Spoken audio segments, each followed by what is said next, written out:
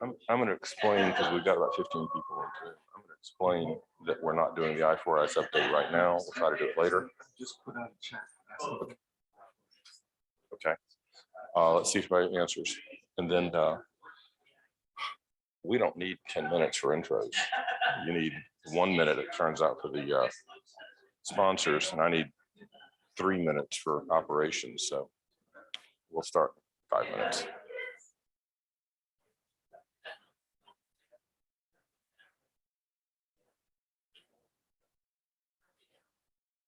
I appreciate y'all being here on time. For those of you who are wondering, we have an update scheduled with our friends at I4IS in the UK. And we may have miscommunicated about time zones because they don't understand about Arizona. We're working on it. When we get them online, we'll do them. They may wind up getting slotted in a little later in the day. Otherwise, we'll get this part started well in advance so that Mark Schellhammer will be up at 9 o'clock. Thanks.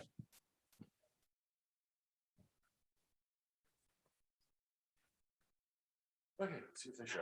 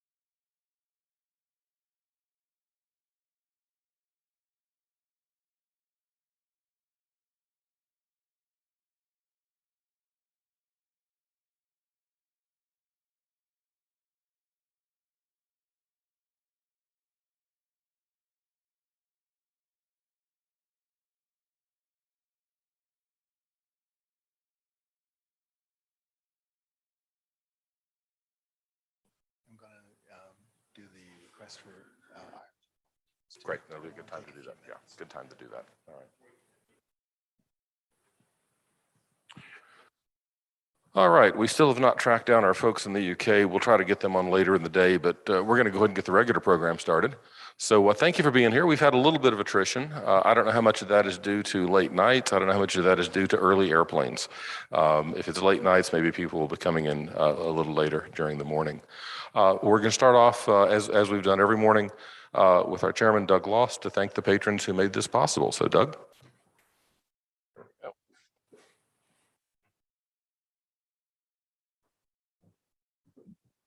We think it's important. We think it's important to let you all know how these symposia happen and who's responsible for their success. And by responsible for their success, I mean providing us with the financial, organizational, and other support that is deeply necessary to make these things work.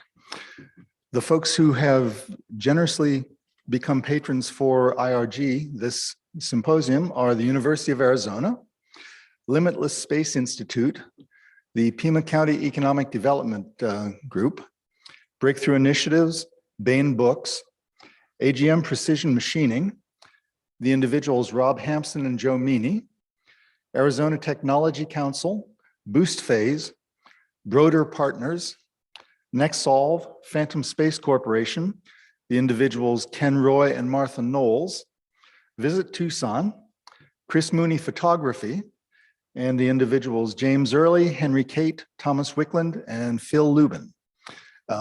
One thing before we finish up, this being the last day of the symposium, we've got a lot of posters and signage around, most of which we can't really reuse because it's very specific to this particular symposium. We will throw them away unless you want to take them home. But if you want a souvenir, come and talk to one of us and we'll let you have some. Great. That actually applies to the signage like this one here, which you're welcome to. It does not apply to the poster sessions or the posters from the poster session. If you have one of those and if you would like it back, because many of you have said that you do, those are going to be in front at the registration desk. And then probably after that, they'll be in the hospitality suite after we close the registration desk. And then after that, they will be in a dumpster. So if you do want yours back, either pick it up or come make arrangements with one of us to ship it back, and we'll happily get it back to you. We don't want to throw them away, but I'm not going to keep them in my garage. Anyhow, with all that, appreciate the hardiness you have shown by being here. So thanks for hanging in there. We appreciate it. A couple of administrative things. We're doing the same question process as we have for the last couple of days. I think that's actually worked well. So we've got paper out there. Ingrid, wave your hand. Ingrid is standing up in that corner. Doug will be in this corner, and bring your written questions to them. For the dozen or so folks on Zoom right now, same deal. Doug is monitoring the chat channel, and we can get questions in through that way. The tours, we have closed registration for the tours. So if you have not registered, come beg. But we hope you're taking advantage of those this afternoon. Birds of a Feather dinner, there's at least one scheduled out there on the clipboards by the registration desk. Hope you can join for that. I had one more thing, which I have forgotten, which is why I write things down. Yeah, somebody actually mentioned last night, somebody discovered the QR codes on the back of your badge. So I don't know how many of you have played with that, but that was kind of an Easter egg. But now, since the last day of the symposium, if you want to keep in touch with people, want to swap contacts with them, this is the 21st century non-contact version of a business card. So that's your information on there. So you can just show that to somebody else's smartphone, and they'll have you in their contact list. So that was a bit of an Easter egg for everybody. With that, we are almost exactly on time. Mark, we're going to start you 30 seconds early. Where's Mark? He's in the room. There he is, over there. We're going to have our third and last plenary keynote. We're very lucky to have Mark Schellhammer. One of the themes, if you haven't noticed, of this IRG compared to previous TVIW seminars is because of our location in Tucson. We have tried to have more of a focus on life support and related technologies than we may have had in the past. because Tucson's really good at doing that stuff. And so that's what the Paragon Tour is about this afternoon. That's what the Biosphere 2 tour, that's hard to say, is about this afternoon. But we wanted to get somebody who's done this for real. And Mark has done this for real at Johnson Space Center and now at Johns Hopkins. And no other introduction needed. Mark Schellhammer, thanks for being here. Okay.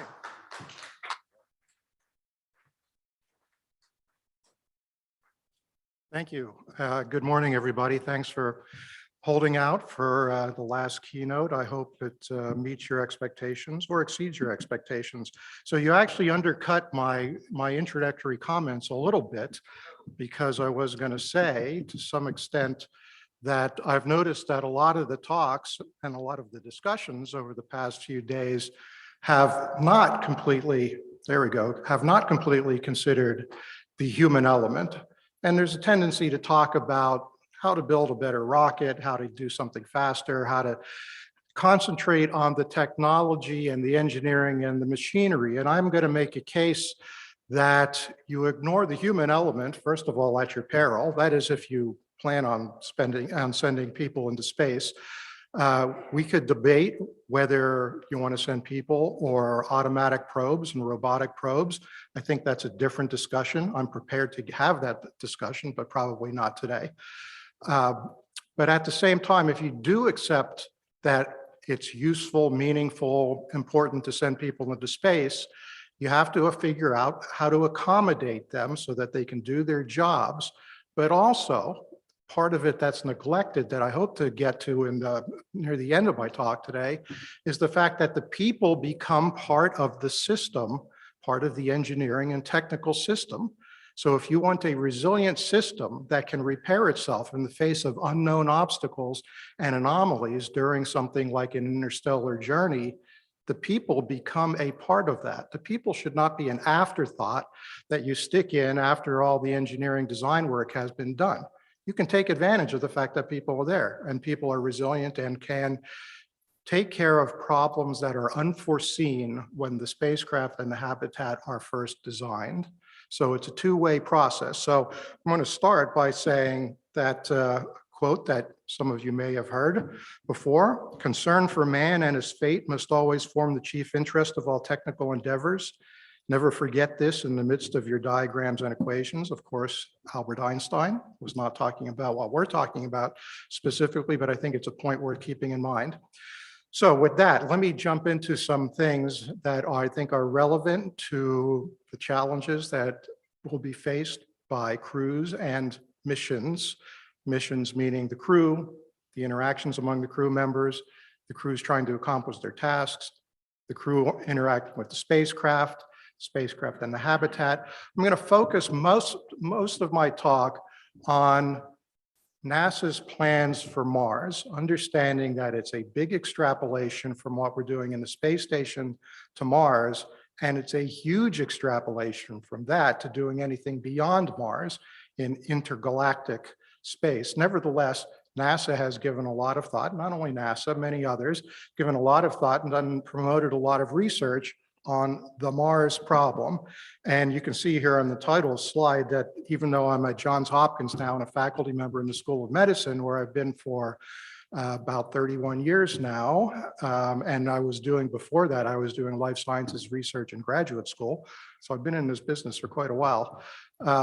I took a 3-year leave of absence, and I was the chief scientist for the NASA Human Research Program, which is the organization that funds the research that is necessary to maintain human health and performance in long-duration spaceflight. If it sounds like I've memorized that phrase, it is because I have memorized that phrase. That is the charter, essentially, of the organization. Human health and performance. Again, this gets into the fact that you're sending people out there to do a mission, not just to keep them alive. Human health and performance in long duration space flight. So occasionally you're going to hear me regress and talk and say, we think this, or we're doing this. That's a throwback to some of my time at NASA. I am not representing NASA. Some of the things that I'm going to present are out of NASA documentation and literature. NASA can stand on its own 2 feet, can speak for itself. When I say we, I'm going to be talking more about the life sciences community, the bioastronautics community. Sometimes when I say we, I'm just going to be referring to myself. We can all sort it out later. So I think a couple of things that I think are going to be very relevant to this discussion that are somewhat remarkable. First of all, the fact that we sent people into space so far for about up to a year. The Russians have had more experience with that than we have in the United States, but we've had a couple of missions on the order of 1 year to ISS, the famous 1-year mission, which incorporated the twin study. It's a few years back, and that was 340 days. There are plans for more 1-year missions to ISS to try to fill in the gap from 6-month missions, which is what's typically done on the space station, to a 3-year Mars mission. Now, currently, NASA's planning includes this little detour to go back to the moon. Extremely important to do that, to develop some of the technology and operations that you would need to go to Mars and beyond. But again, I'm going to focus a lot of my discussion on Mars. So it's remarkable that we can send people into space and expect them to accomplish anything useful, having evolved and developed in a 1G environment. In fact, they do that. So the second remarkable thing is that humans are extremely adaptable. It's amazing what they can do and how well they do. It's also remarkable, in some cases, the things that go wrong, and especially the ones that we don't yet know how to solve. I'm going to talk about those, obviously. Something that's almost as remarkable as those things is the fact that NASA is extremely transparent about almost all of this. Of course, they don't release private medical data. Sometimes that's where really interesting things are. But the things that I'm going to talk about, especially when they touch on NASA's plans, this is all on the NASA websites. Just do a Google search or your favorite search engine, NASA HRP, Human Research Program, HRR, Human Research Roadmap, and you will find pages upon pages of information on NASA's formal plans for addressing the kinds of questions I'm going to talk about. So with all that preliminary stuff, let me put this into a little bit of context. When we think about sending people out into space, to the moon, Mars, beyond, we're talking about progressively increasing independence from Earth. People in this room and online think about this a lot, undoubtedly, but not everybody really realizes the extent of this issue. Excuse me. Currently, we've got people on ISS. Typically, it had been 6 at a time. Now, of course, it's 7. Now that SpaceX is flying somewhat regularly. Real-time communication with Earth, whether the astronauts want it or not. Houston is always looking over their shoulders, ready to lend a helpful hand. Evacuation capability, a matter of hours. If there's an operational problem or a medical issue, a medical emergency, the crew can get in a capsule, Soyuz or SpaceX now, hopefully Boeing soon, be back on Earth relatively quickly. We've never had to do that. But knowing that that capability is there influences the psychological mindset of the crews. So that relieves a huge amount of psychological stress, which turns out to be really critical. And strong consumables resupply, steady flow of cargo spacecraft going up to ISS, including taking things like medical supplies and fresh food once in a while. When you get out to the moon, near real-time communication, effectively real-time communication, a couple seconds delay, round trip. Evacuation capability gets a little bit more challenging. If there's a medical issue, like a traumatic injury on the surface of the moon, you got to think, do I want to get this person back to a proper gold standard level of care on Earth? If that means subjecting that person to the G loads of taking off from the moon and coming back doing re-entry on Earth. Maybe it's better to let them get second-rate care on the moon.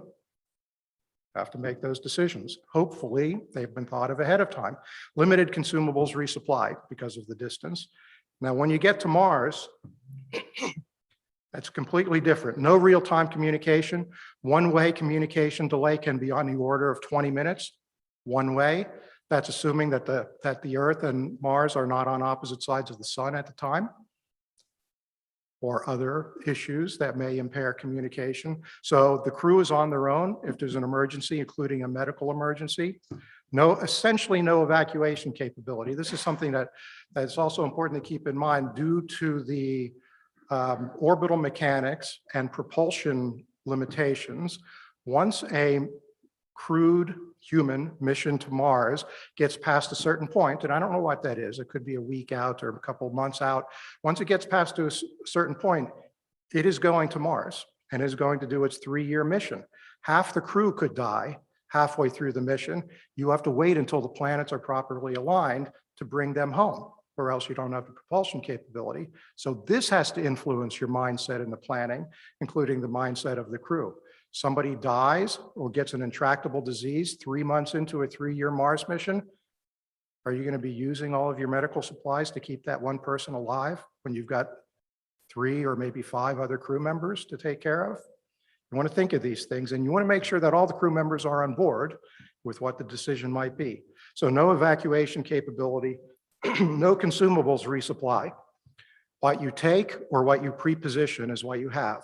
This turns out to have implications for things like food and medicine because they have limited shelf lives.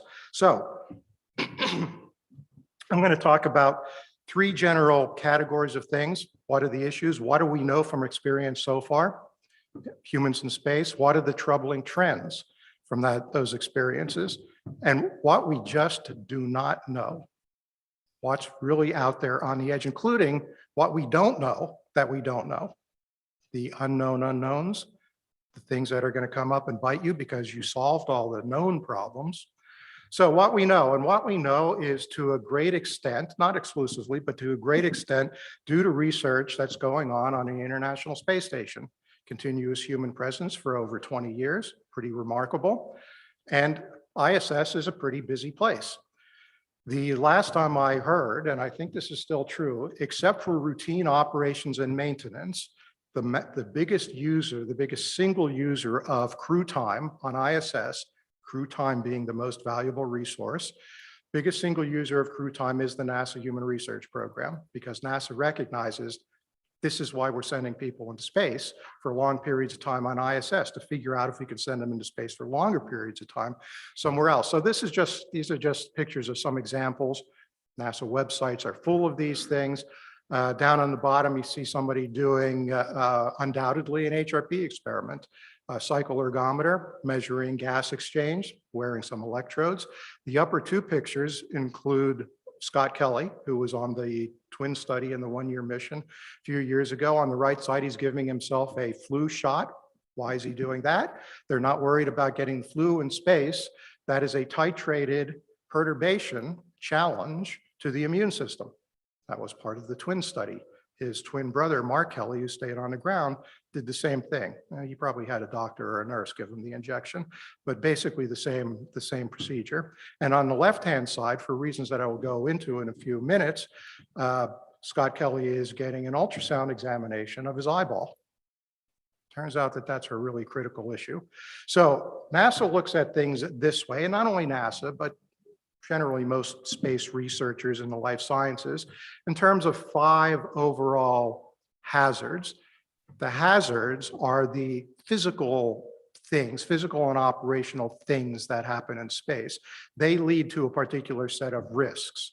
So you have to follow me on the nomenclature, at least this is what NASA uses. So the system hazards, distance from Earth, obviously, that's remoteness, that's autonomy. Hostile and closed environment, you close the door and nobody gets in or out. If you have funguses growing behind cabinets, if you have toxic substances, if you have outgassing, yeah, those are going to be troublesome. You can't just open the window and air out the accommodation. Isolation and confinement. This turns out to be really interesting. These are the psychological issues of a small number of people in a small space for a long period of time. Now, this is a fairly large room compared to a Martian spacecraft. Nevertheless, look around the room, find 3 of your favorite people here. Everybody else leaves the room, close the doors. Nobody gets in or out for 3 years. Yeah. That's what we're talking about with isolation and confinement. You might be good friends by the time that mission starts, but by the end, if your buddy's chewing with his mouth open, you're going to kill him by the time you're finished. We have to accommodate this. This to me was really interesting when I spent time at NASA. I'm a biomedical engineer by training. Even though I do sensory motor neurovestibular research, I take a kind of rigorous mathematical engineering approach to that. This what I'm going to say, it's not derogatory term. This kind of soft sciences, the psychology, the interpersonal relationships, teamwork, it turns out to be absolutely critical, and it infuses everything else. So this turns out to be really important and really interesting, much more interesting than I had anticipated. Space radiation, we'll get to radiation. I'm not going to talk about radiation very much because radiation is a bit of a mess, frankly, in terms of getting a handle on how bad the problem is. And altered gravity, this is the one we tend to think about in terms of long duration spaceflight. Standing here in a 1G environment, I'm constantly loading my muscles, my bones, challenging my cardiovascular system to maintain perfusion, blood to the head. You go into a 0G weightless environment, you don't have that challenge. You don't have that constant challenge. Astronauts on ISS exercise about 2 hours a day, at least 6 days a week. That's a lot of exercise when you have 6, 7 people on the space station. Some of those countermeasures, those exercise countermeasures have been pretty effective. Nevertheless, there are some other issues. Key point being, all of these things get worse with time.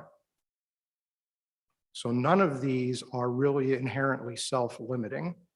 Okay, so this is a pretty big deal and it leads to a number of different issues. This is how NASA looks at this problem. So this is freely available on the NASA website. This is something called the Integrated Path to Risk Reduction, the PRR, Path to Risk Reduction. And this is where NASA, being the Human Research Program, being a biomedical research program, looking at the soft pink squishy things, humans that you send into space, embedded in a highly technocratic engineering operational organization, which is largely what NASA is, rightfully so. They build rockets essentially. But to convey the complexity of the life sciences, human variability, very difficult for people in the physical sciences sometimes to grasp the complexity of biological and physiological processes, NASA uses this chart. So down the left-hand side, it's a bit of a useful fiction. Down the left-hand side, there are the main risks that have been identified. So things like radiation effects, what NASA calls BMED, behavioral medicine, that's the psychology, psychiatric aspects, variety of things related to 0G exposure, and it's a timeline. And NASA does a very rigorous and sometimes very contentious process of assigning a color to these based on likelihood and consequence. If it has a high likelihood and it's going to kill you, then it gets a red rating. And NASA's job, HRP's job, is to do the research to take the red things, make them yellow, which means, okay, we're getting kind of comfortable there. We have to validate some countermeasures, and make the yellow things green, which means you're ready to go. Now, there's a couple problems with this chart. It's science on a schedule. That's what going from left to right is. So let's say it's a success-based strategy, which doesn't always work in any science, let alone the life sciences. Nevertheless, it's not a bad way to categorize these things and try to get a handle on how you would approach them with limited resources, limited funds, limited time, in this case, the lifetime of ISS, and limited crew time if the experiments require being done in space. So let's just talk about a few of the issues. Now, the slide that you're looking at now is usually the basis for my entire talk, and I can give multiple slides on each one of these. I'm not going to do that because I want to make some other points that are a little bit broader, but I'll talk about a few of these very quickly. Food and nutrition, I mentioned that. Food and nutrition turn out to be really important, not just for the obvious reasons, nutrition, but also on ISS especially, this is very apparent. Food is sometimes the only thing that the crew members are comfortable with. I mean, it is the comforts of home. It's what they're familiar with. And it's not uncommon, shouldn't say that. I'll say at least, I know of at least one case, and it's probably more broad than that, where the commander of an ISS crew insisted that we will have at least one meal together each day, and that will be dinner. That's when we're going to see each other and spend time together. What do? What's a bonding experience here at a conference or anytime? Holiday meals, family meals. Meal time is more important than just nutrition. You sit down and have a couple of drinks together. You break bread together, whatever the euphemism you want to use. So this is important. And you want to make sure that the food maintains its nutritional value, but also its palatability so that it's not a burden to get together and eat. Challenging for a 3-year mission. Kidney stones. One of the things that happens in space due to unloading of the bones, the body is very efficient and reduces the metabolic load where it's not needed. So starts to shed muscle mass, starts to shed bone mass, bone mineral density, calcium. That calcium has to go somewhere. Well, it goes into the urine and is excreted. It goes into the urine. Very interesting. What causes kidney stones? Calcium in the urine. Okay, so hasn't been a problem yet. Haven't had to abort a mission, but there are some troubling indications post-flight that kidney stones may be an issue. Human system interaction. This could be the basis of a whole conference. It is the basis of whole conferences. Crew interaction with the spacecraft and with the habitat. Trust in automation. Excuse me, shared mental models. Do you trust what the automated facility is doing for you? When I rent a car and then take it, turn it in, and then travel to another city and rent a different car, I'm thrown off for a significant amount of time because the automation in the previous car isn't the same as the automation in the car I'm currently driving. That's just a little anomaly for me. It's just a little clever thing that keeps me amused. On a Mars mission, it's a thing that's going to kill you potentially if you don't understand the feedback and the interaction between you and the spacecraft or the habitat. Pharmaceuticals, very similar to the nutrition and food problem. 3-year shelf life. What drugs do you have in your medicine cabinet that have a 3-year or longer shelf life? Oh, and can do so while withstanding radiation exposure in deep space. Immune system function. Immune system function is altered in ways that we don't completely understand in long duration spaceflight. Some of the examples are given there. Suffice it to say that there are some changes. Wow, what's one of the things that we might potentially be worried about? Well, we know that the virulence of some microorganisms, like Salmonella, for example, increases in space. Why? Why that one and not other ones? We don't know. We know at the same time that some aspects of immune system function decrease. They get worse over long duration spaceflight. So far, those two lines have not intersected with each other. Decreased immune system function and increased virulence. Are they going to intersect between 6 months and 1 year, in which case we might detect them on 1-year missions to ISS? Or is nature going to throw us a curve and are they going to intersect at 1.5 years, which we will not see until we start to send people to Mars, and it's too late to do something about it 1.5 years in? Or are they going to intersect at 5 years, in which case we won't see it until we're doing interplanetary journeys, perhaps? Changes in the microbiome, all those things, all those microorganisms that live in your gut, they're also on your skin. There's more of them. You've probably heard this phrase before. There's more of them than there are of you. There are more cells that form the microorganism that do not share your DNA than there are cells that make up your body. So these are really important, and they interact with the cognitive function, somewhat surprisingly, and a number of things, including, of course, digestion. Some aspects of microorganism function, microbiome function, are changed during long duration spaceflight. Why? Don't really know. Is it the fact that you've closed in the environment and you've reduced the normal exposure to a turnover in microbiomes that you normally get just by interacting with people and things outside, living organisms? Maybe. Maybe the answer is to just package up a bunch of jars of microorganisms from various people and animals and plants and open them periodically during a space flight to keep the immune system microbiome challenged. We don't know. Sleep. Sleep is disturbed on ISS missions almost routinely. Alarms are going off. Cargo vessels are coming up all times of the day and night. On longer missions, when you can get into a more routine, like something taking 9 months maybe to go to Mars, maybe this won't be such a problem. A lot of people, a lot of astronauts say they've never slept better than in space, while other people say that it's been a real challenge. Sleep medication, pain medication, two of the main things that are taken by astronauts in long duration spaceflight.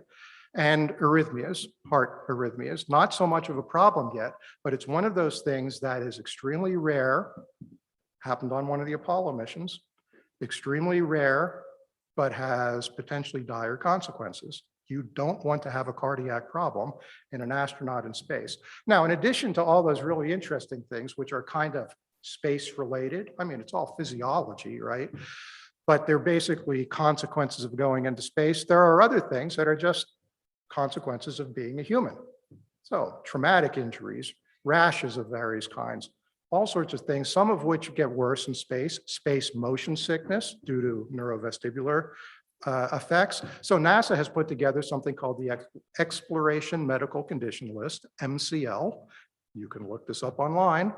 And it is basically 100 things that NASA is saying, you know, you want a medical system for Mars or the moon? It has to address at least these things. So it focuses your thinking. Hopefully it addresses more than this. One thing very telling on this, what's circled there? Behavioral emergency. What's a behavioral emergency? Behavioral emergency is when you have no alternative but to duct tape one of your crew members to the wall because he or she is about to go crazy. Isolation and confinement. There are procedures for this in the documentation. As far as we know, have not had to have been invoked yet. Very interesting. This, of course, is a very sensitive subject. We don't, even on the research side, we don't hear a lot about what issues may have happened because that's medical data. But if you read between the lines in some of the astronaut autobiographies, you get some indications sometimes of maybe tensions developing. I'm going to get back to that point in just a minute. Let me, though, talk about two of the issues that I think are of particular interest. At least they got my attention. So one of them is related to the extended time in zero-G and weightlessness. This is what NASA calls SANS. They used to call it VIP, V-I-I-P, Visual Impairment Intracranial Pressure.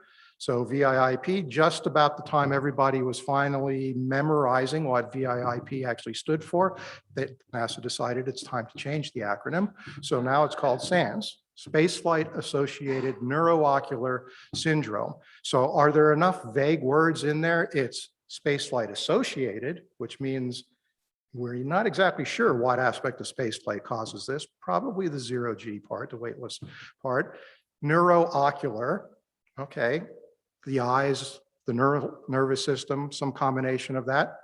A lot of ground in there, and it's a syndrome. It's a thing. Is it a disease? No. Is it going to kill you? Probably not, but it's troublesome. So here's the prevailing theory is that this is due to headward fluid shift. That part's not a theory. We've known forever, as long as we send people into space, that due to the lack of a hydrostatic gradient in space, due to lack of gravity, loosely speaking, a weightless environment, fluids are redistributed somewhat evenly throughout the body, which means that they shift toward the head. Blood, lymphatic fluid, glymphatic fluid, which is the drainage of waste products from the head and the nervous system during the night, usually. Cerebrospinal fluid, the fluid that surrounds the brain and spinal cord, all shift toward the head. And astronauts get puffy faces. And here's Story Musgrave on the Earth, and in space on the right, his face is puffy. Gives them sinus congestion, alters their sense of taste and smell, food and nutrition impact. Okay, so what happens? Well, you have an increase, again, this is the prevailing theory. Increase in intracranial pressure, an increase in the pressure of the fluid surrounding your head, kind of like a mild form of hydrocephalus, water on the brain. So what's the relief valve for an increase in cerebrospinal fluid, an increase in the fluid pressure around the brain and spinal cord? Well, it seems to work its way down the sheath of the optic nerve. Now, you might not know what that means anatomically, but it certainly doesn't sound good. Right? It works its way down the optic nerve to the back of the eye and impinges on the back of the eye and causes what's called globe flattening, which is like pushing on a beach ball, causes the eye to flatten, changes visual acuity because you've changed the optical properties. This is how it was first noticed. Astronauts were coming back saying, my acuities. I can't read my checklist. I'd go, well, okay, you've been in space for whatever, 6 months. You're 6 months older and you were middle-aged to start with. So, this is not unexpected. Yeah, it's more than that. It's a real visual problem. And then when people started looking more carefully, they started to see retinal changes, retinal damage, some changes that don't seem to reverse after return to Earth. Problem is not ubiquitous, but it's fairly extensive. It's seen in a lot of people. So you can see down in the bottom chart, an example of globe flattening at the very bottom. It's been augmented, obviously, but those are MRI images from before flight, excuse me, on the left-hand side, and in flight on the right-hand side, you can see the flattening of the globe. It's a little more oblong. These are obviously done with MRI before and after flight, since we don't have an MRI in space. So this is important not only because of the vision changes, right? Screwing around with vision in high-performing individuals in a very challenging and demanding environment, yeah, that's the kind of thing that gets people's attention. So this is a significant problem. On the other hand, it hasn't caused blindness yet. We don't know if this is self-limiting. Is it continue to get worse on longer and longer duration missions? Will it be mitigated by the equivalent of lunar gravity? So can we have people on the moon for long periods of time? Is 1/6 G enough to maintain the fluid distribution more properly? We don't know. The other thing, though, we noticed some other changes. I won't go into detail. The slide is from a paper. It's online, freely available. There are some indications of slight changes in the neurons in the brain due to this extended period of slightly elevated intracranial pressure. Well, now we're really talking about a potential problem. Are you going to have cognitive changes in deep space missions of extended durations due to the shifting of fluids? Space is already a pretty challenging environment. You don't want to be impeding cognitive function. Okay. So enough of that. I would say that is under significant study at the moment. Now, here's the other one, going back to what I was talking about before, the psychological aspects. This is from a fascinating study called the Journals Project. Jack Stuster was the PI. The final report is available on the NASA website. So look for Stuster Journals. And this is just what it sounds like.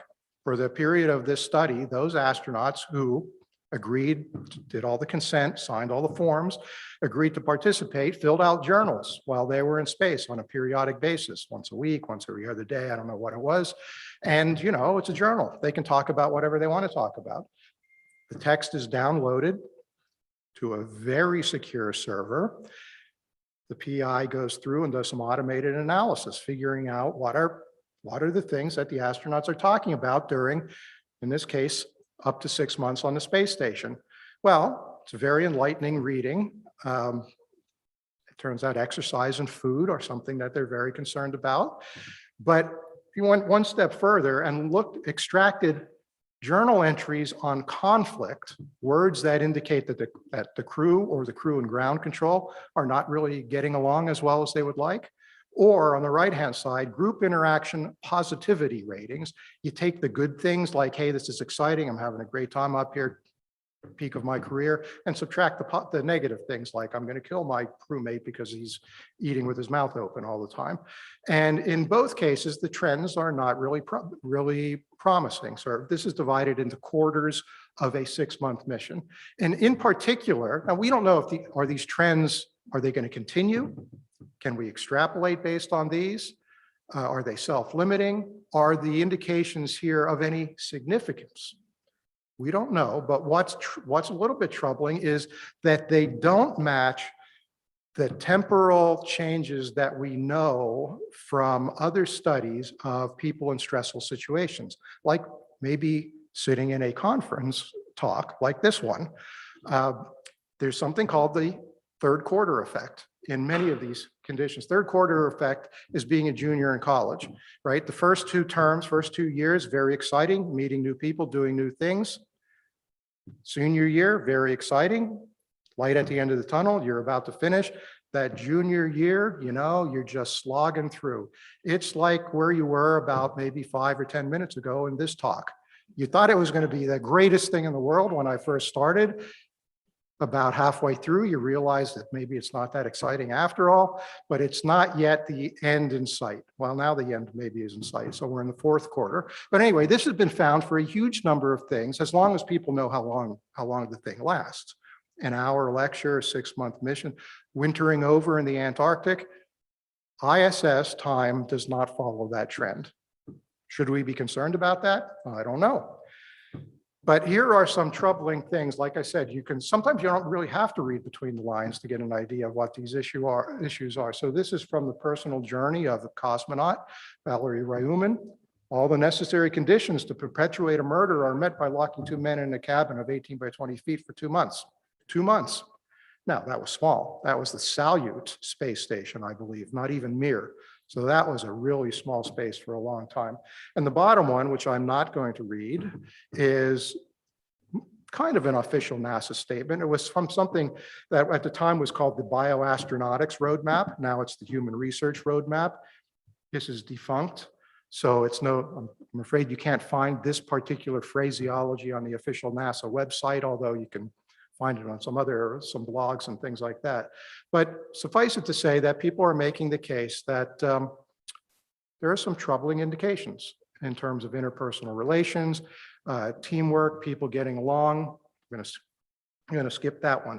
So possibly a troubling trend. Radiation, I'm not going to talk about radiation. Depending on who you talk to, and this means radiation researchers, it's either the worst possible thing you can imagine, and it's going to kill people, and we have no right sending people into space for long periods of time with our current state of knowledge, or it's no problem at all. And these are the research people, some in the research community. We've never had to abort a mission because of radiation. We've never had a medical problem directly attributed to radiation. Okay, we haven't been in deep space beyond low Earth orbit for such long periods of time. Nevertheless, radiation, NASA is revisiting and revising its stance on radiation, focusing a lot more on countermeasures rather than just characterizing the problem. This is a work in progress, but suffice it to say that. Okay, so troubling trends. I'm going to skip through a lot of these things because I've talked about some of them and I'm also running short on time. Interesting one, deep vein thrombosis. Deep vein thrombosis is a blood clot in the veins coming from the head. This was found in a mission, ISS mission, about 2 years or so ago. Now you can look at this and say, deep vein thrombosis, we've been sending people into space for 60 years and we've never seen this before. This isn't fair. Well, nature, why is nature doing this to us? Well, this is exactly what I'm trying to get at. What's the unknown unknown? This was found not through medical screening on ISS. This was found during ultrasound during a research study. This person is potentially lucky to be alive due to the research study. Now, what do you do with deep vein thrombosis, a blood clot that might lead to a real medical emergency in space? Do you treat it aggressively with the limited supply of anticoagulant that you have on board? Or do you titrate the supply so that you can extend it until you can get a cargo resupply up there? Turns out they were able to call for help on Earth and get some insight. You're on Mars, don't necessarily have that advantage. Okay, so I can see that I'm getting a kind of the indication I should wrap up. So clinical decision support, there should be some automated procedures on board to help people make that decision. Let me end with one major point. What's next? Deep vein thrombosis, some aspect of psychological issues, neurological or cognitive problems due to the fluid shifting. We don't know. That's the essential point. So we have to not only mitigate the known risks, but also have a plan in place to look at the complexity of the entire mission. This is captured in a chart that is called the contributing factor map. This is not my work. This is work of Jennifer Mindock in her doctoral thesis at UC Boulder a few years ago. But this is a compendium of all the factors, all the ones that she could think of, and going through the literature, it's been vetted, all the factors that contribute to the success or potentially the failure of a long duration human spaceflight. And they include not only the physiology and the psychology, but working up that list, the way you design the mission. Mission operations, crew scheduling, time commitments, crew training, the way you design the spacecraft. personal space, workspace, reconfigurable space, habitat considerations, interaction with the spacecraft, user interface design. All these things interact with each other. If you're having a hard time finding a quiet place to get away from your crewmates, that's impacting your psychological well-being, which is probably going to impact your immune system function and cardiovascular function. We know that from ground studies, which is going to impair your ability to do your job. Part of doing your job might be to maintain the habitat in the spacecraft, which means then you've further impaired your ability to reconfigure the space and maintain the spacecraft. So by the time you've got that done, you've got this great intermixing of complex interactions that turns this into a complex network. And my final point is that hopefully we can draw on some findings from complex network theory, complex systems theory, to help us characterize the almost unimaginable complexity that comes from defining the interactions between these components.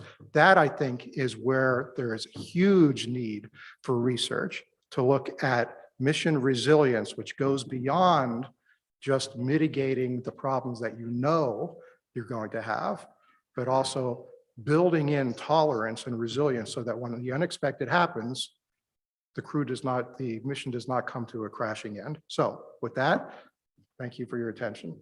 Great.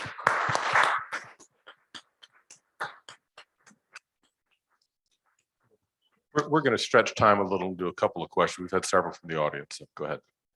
Thank you. I've got a couple of questions here, which are essentially aspects of the same question, I think. So let me read them both, and maybe you can respond to the overall issue.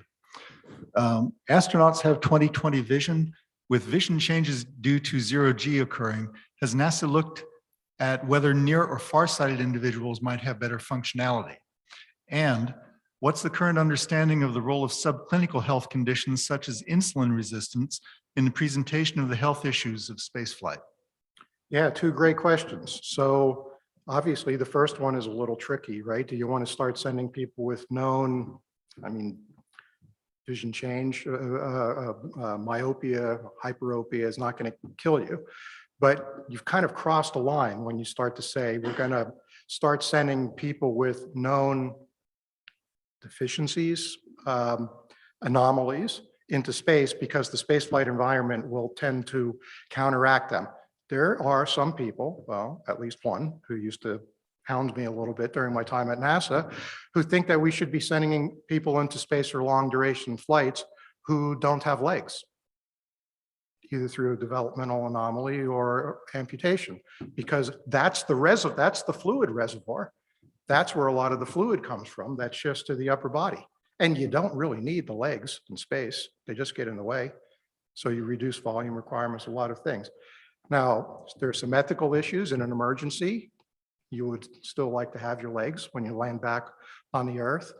So I would say that it's an intriguing idea, but I'm saying that it's probably not considered very seriously by NASA because the job should be to maintain peak function, not to kind of throw in the towel and say we have no recourse, but to admit that this is a problem we can't solve. But let's leave that possibility open. And the other one is subclinical issues. Subclinical issues that's a really interesting topic on its own, because the problems with immune system function, I've asked my colleagues who do the immune system work this a couple of times.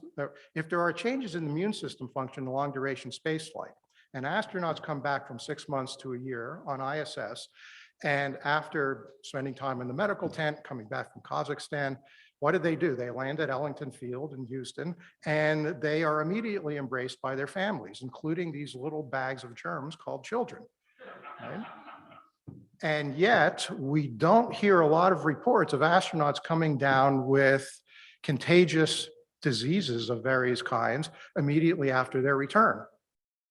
So what's going on? The immune system is, well, I don't know, altered at least by long duration spaceflight, but apparently not altered enough for this to be a problem. So it's subclinical alterations. Subclinical alterations are really tricky because you can say they're subclinical. We don't have to do anything about that. Well, if you're on Earth, maybe you don't have to do anything about it, because if it does cross a clinical threshold, you can just go to see your doctor. If you're in space, maybe the subclinical threshold is giving you an early warning that you want to do something about it. So this is the idea of taking a systems approach, being proactive about developing problems. On yet the other hand, you can't track and mitigate every potential problem, especially if it's a subclinical problem for which you don't have evidence that it's going to lead to a real problem. So these kinds of systems issues are really intriguing, and they're real cost-benefit calculations that have to go into them. How much training in medicine do astronauts receive so they can treat one another? And how much can they rely on Earth communications? And additionally, should medical supplies be set up for each individual astronaut specifically? And are space preparatory labs in development or have been developed to alter the human physiology? Okay, so let me see if I can address all those issues. And you got to do it in 60 seconds. Yeah, exactly. I know. Not every mission has, so every mission to ISS has a crew medical officer. I don't know the number of hours, but they have medical training, limited medical training. You would not want one of these people taking out your appendix in space, but you might be happy, satisfied at least, with one of those people taking out an abscessed tooth in space. So, there's a limit. The NASA guideline at the moment, or regulation, is that missions over, I think it's 270 days, something like that, the crew medical officer must be a physician. And there are physicians in the astronaut corps. But as one of them, Serena, a non-chancellor, has said, I'm not an astronaut dash physician. I'm an astronaut. I happen to be a physician, but I'm not going into space to be a physician. I'm going to space because I'm an astronaut. Okay, guess what? You're the crew medical officer, so now you are responsible for the crew. Okay, when's the last time you did an intubation? When's the last time you set a broken bone? When's the last time you did any one of a number of medical procedures? Years, because of the crew training it's required to be an astronaut. So there is some level of medical care. Yes, astronauts, of course, when they're in low Earth orbit and also on the moon, will have immediate and very useful interaction and communication with doctors, psychologists, psychiatrists, and people on Earth, obviously, of course. Autonomy increases greatly when you get out to Mars and beyond. And I forget, fortunately, I guess I forget the last part since I'm running out of time, but personalized. We're moving in that direction. NASA is showing more interested in the omics, genomics, proteomics, metabolomics, personalized gene expression profiles, including epigenetics, how the gene expression has changed due to environmental stressors, which will hopefully lead toward personalized countermeasures. Maybe not everybody needs to exercise 2 hours a day in space. That would be a great relief. Maybe some people need to exercise more than that. So countering the countermeasures, this should not be, my last soapbox point, this should not be treated as a population statistics problem. You're going to send 4 or 6 people to Mars. That is not a population in the sense that an NIH study is a population study in terms of public health issues. Each one of those individuals has to be treated as an individual. So that question picked up a crucial point. We're not there yet, but moving there. Mark, that was great. Thank you very much. We appreciate it. Thank you.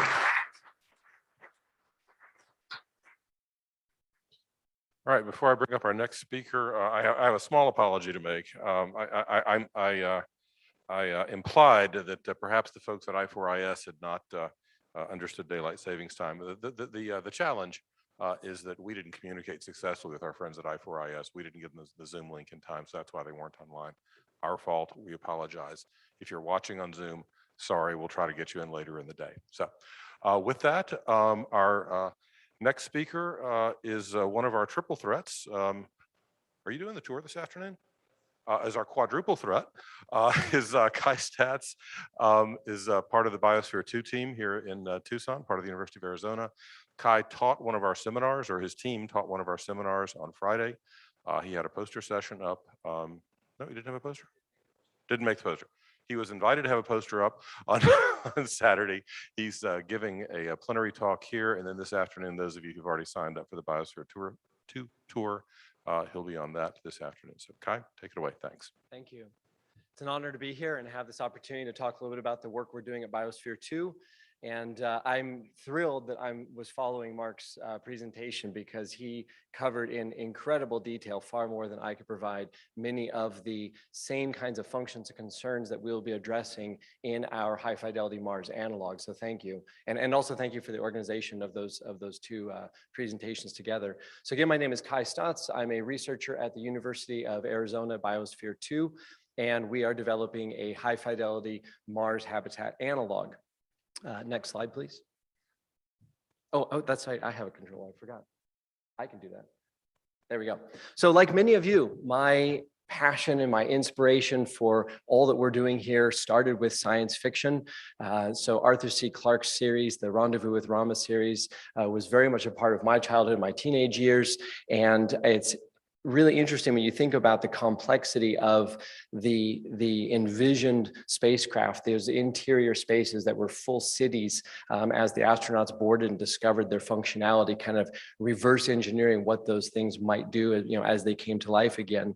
If we look at what we want to do as we become an interplanetary and eventually interstellar species, many of those things that were discussed in Arthur C. Clarke's books are very important to us at a very granular level, as Mark described. There's a lot of challenges, from medical challenges to psychological to even nutrition, and the simplicity or relative simplicity of air and water recycling. So at the Biosphere 2, which has now been 30 years this year, this September was the 30th anniversary of the closure of the original Biosphere 2 experiment. This is the closest we've come on Earth to simulating what perhaps was really described in Arthur C. Clarke's Rendezvous with Rama series, a complete infrastructure, a complete city with ecosystems and bioregenerative systems for humans to live. And this was as everyone knows, this was an ambitious project, a phenomenal engineering endeavor with an incredible amount of science that came out of it and continues to come out of this facility as now the world's largest, it's no longer sealed, but indoor ecological experiment. So it has, and for those of you who are coming this afternoon, John Adams, the deputy director, and I look forward to giving you the behind the scenes tour and a lot of details, a lot of good stories about what was happening, what is happening now at the Biosphere 2. So there's a full saltwater ocean we're now in the process, the team is now in the process of rebuilding the coral reef, which is really exciting, and doing so with distinct species or unique species of coral that we believe will be doing better at the elevated temperatures of water and the elevated CO2 levels, and actually working with real coral reefs off the coast of Florida, if I remember correctly, Florida, Texas, I apologize. There's an active, very diverse rainforest, which has over 100 new species of plants that were introduced just in the last couple of years. And the desert biome, which is always undergoing a lot of change, a lot of perturbations in those systems. And this is something that's probably everyone's favorite. This is the lung, which is not invented by the Biosphereans, was actually had been used in a number of other projects in advance, but it's a 40,000 pound plate of steel and concrete that floats on a cushion of air, and it's lifted by a 5 horsepower motor. And this is very important because it maintains that internal positive pressure in order that you don't have biological contaminants from the outside.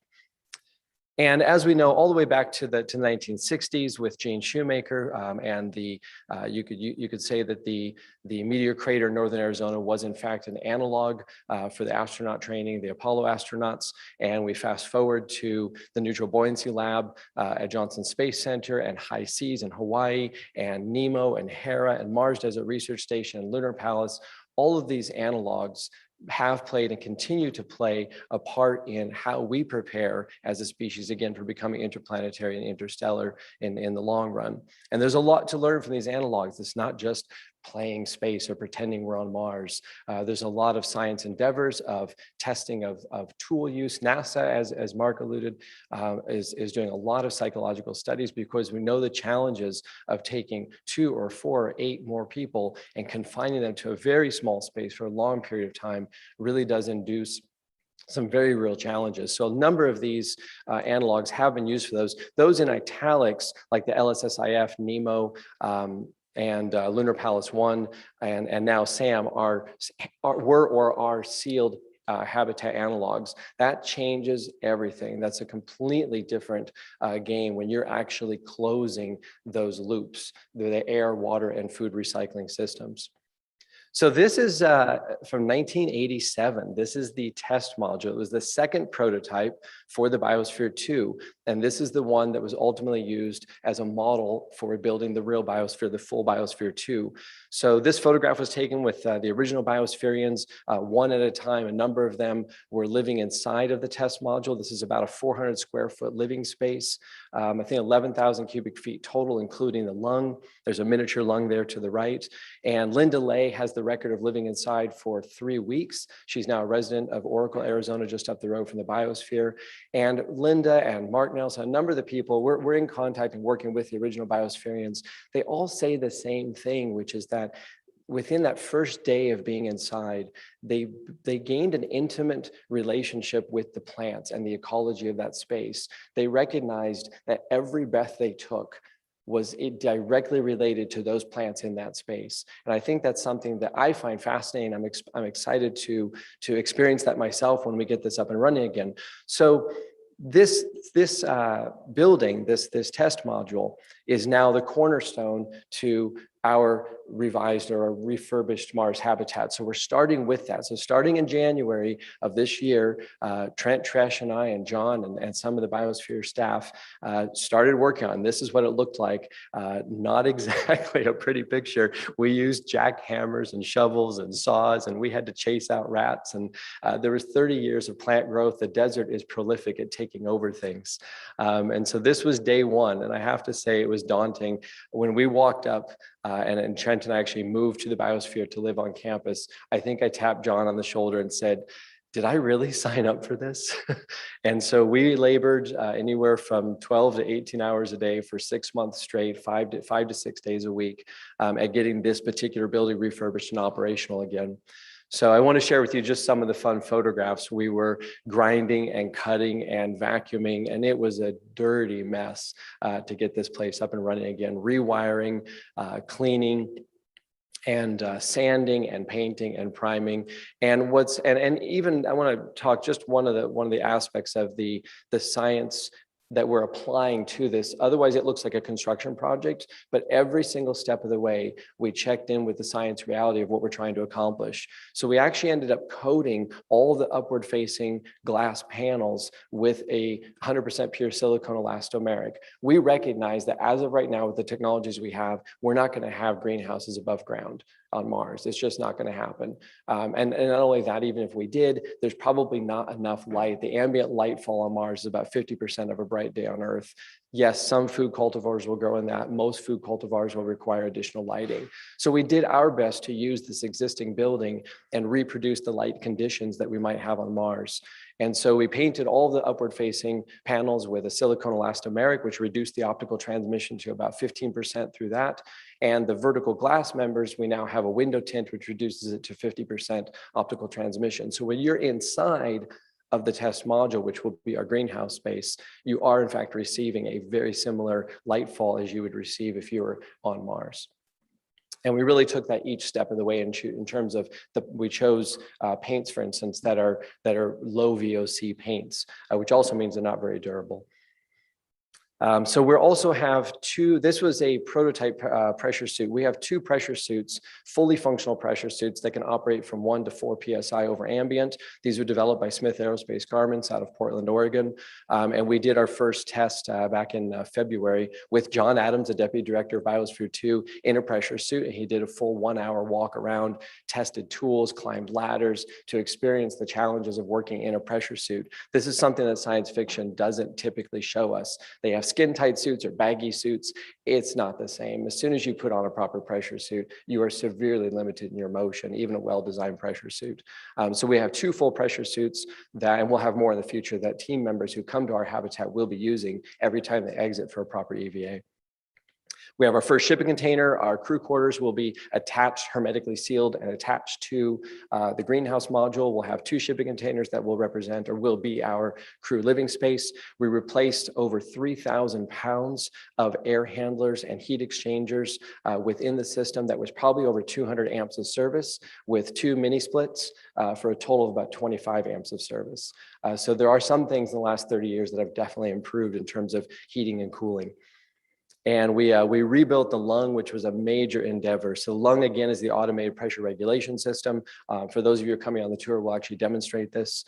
And so this is about a 3,000-pound steel dish that's floating on a cushion of air with one half horsepower motor.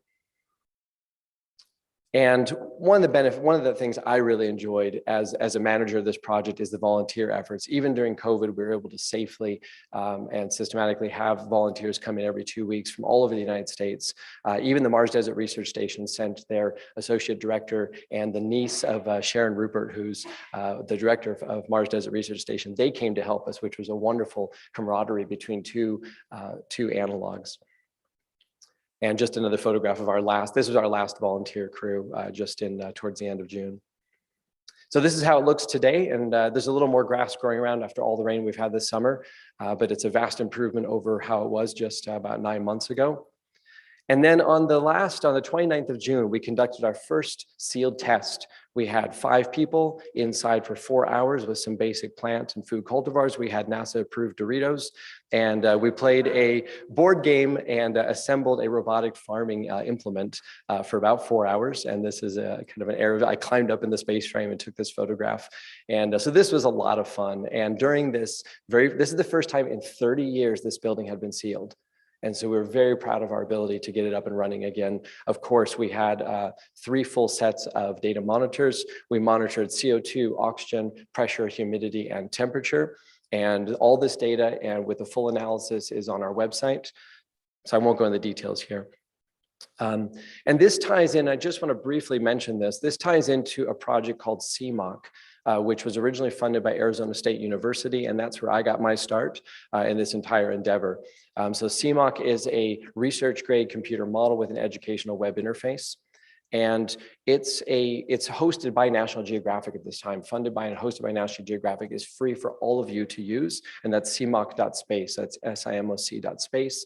It is a really, really amazing project. And we're currently in the process of integrating CMOC into SAM and vice versa, such that we will have a live data feed from all the data capturing devices at SAM, feeding directly into the interface of CMOC, so everyone in the world can log in, either run a simulation or monitor the real-time data output of SAM. We're also going to be training an artificial intelligence algorithm to ultimately be able to manage the entire life support system, including plant growth of SAM. So just a few closing images. These are artist rendering, and we have a new version of these coming out, a little more accurate to what we're doing today, artist rendering of the inside and the outside. And some of our preliminary concepts for the crew space. And the crew space, by the way, is really being guided. We have a number of people at NASA who are working with us, including Michelle Rucker and Robert Howard, who are working with us to help guide that crew space design to be as close to what NASA would do as possible.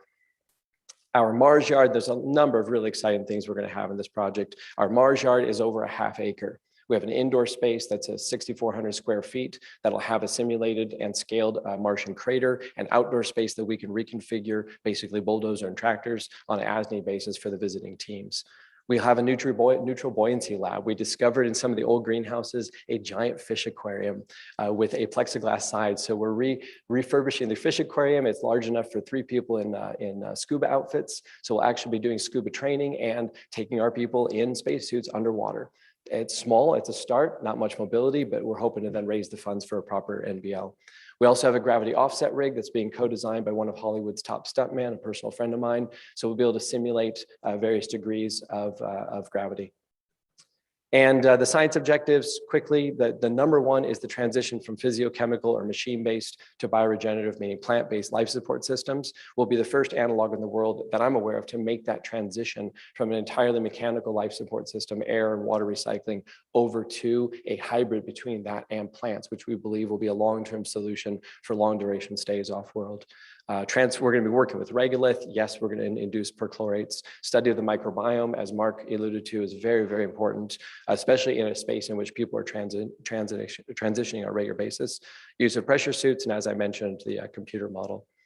So this is a list of the construction and operations. I'll actually leave it here and then move right into questions. I don't need to read this to you if you guys can read it. But we're now entering our second phase of construction starting a week from today. So I move back up to the Biosphere 2 for the next 6 months, and Trent comes back from Washington, and we'll be receiving volunteers and diving back in. We've got 6 months to get it done, and we'll receive our first teams in probably May of 2022. Thank you.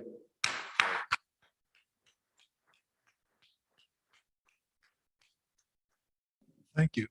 Are there any preliminary plans to go beyond 2023 with follow-up studies?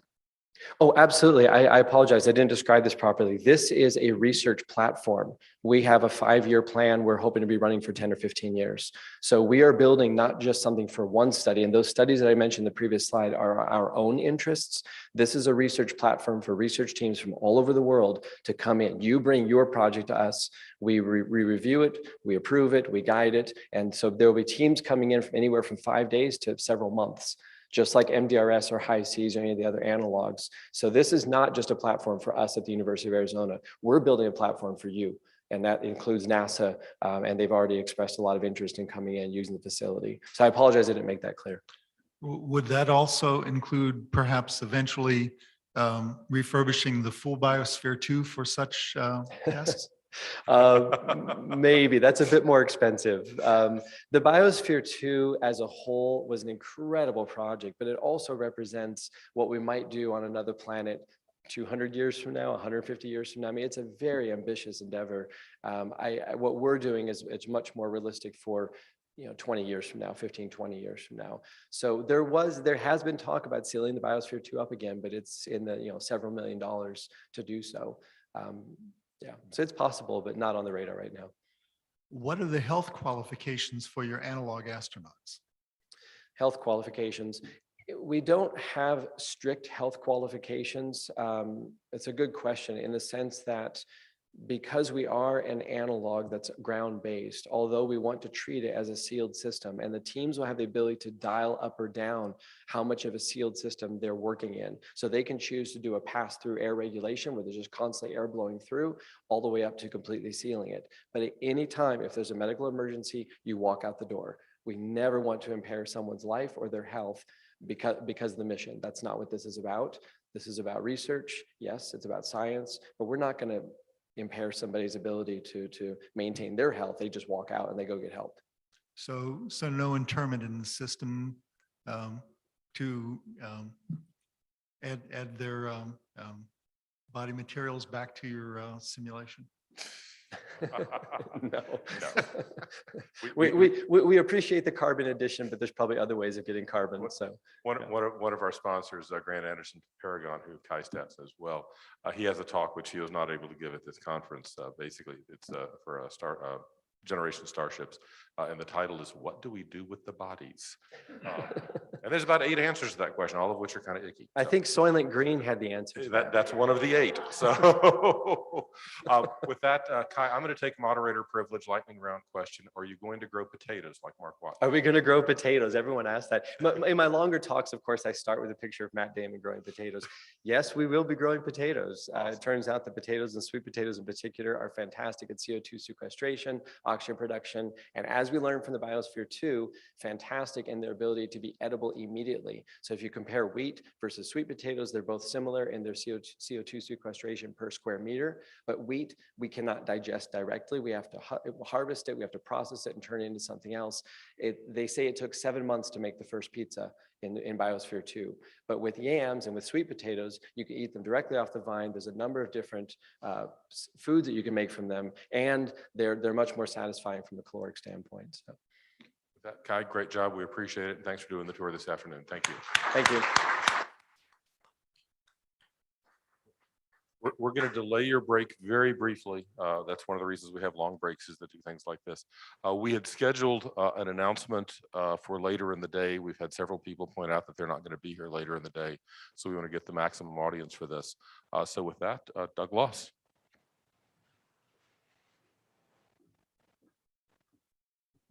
One thing that we've found is important is to announce towards the end of the symposium when and where the next symposium is going to be. So for your edification, the 8th Interstellar Symposium will be most likely the end of June 2023 at McGill University in Montreal. And Andrew Higgins here is going to be one of the organizers, and he's going to say a couple of words for us.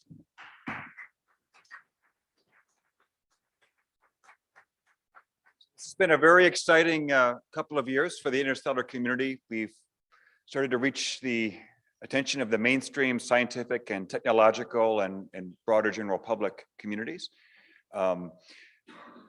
Before we go interstellar, though, we got to go international. So I hope you'll agree with me that it's appropriate that the next Interstellar Symposium will be the first one held outside the United States. And my group at McGill, we're just thrilled and honored that you've selected Montreal as the host of the next symposium in 2023. I moved to Montreal about 20 years ago and fell in love with the city. I would argue it's the most interesting city in North America. It's got a vibrant, multicultural day life, and probably even more famous for its nightlife. If you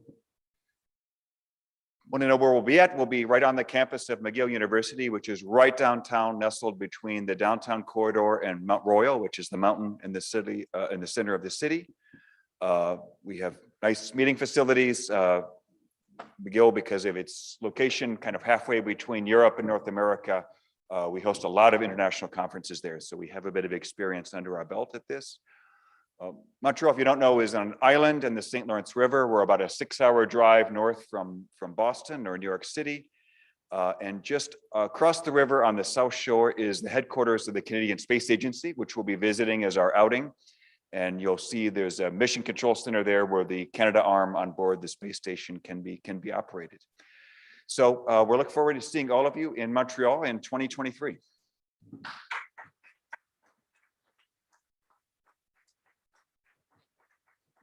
Now I'm going to co-opt a little bit of Stephen's talk here. We have a break coming up, coffee break. We're going to shorten the break a little bit to get back on schedule. So we'll see you all back here at 10:40. Advertise for volunteers. Oh, yes. And that's the other thing I was going to co-opt. The IRG is always trying to expand and grow a bit. And to do so, we need folks to help us expand and grow. We're going to have a number of new volunteer positions or expanded positions where we could use extra volunteers. If you are interested in taking part in organizing and working for IRG, contact Stephen or me during the break or after the symposium ends. We'll take your contact information and definitely be in touch. Microphone. Coffee should be available. Canyon Room back here on schedule at 10:40 sharp. Thanks, guys.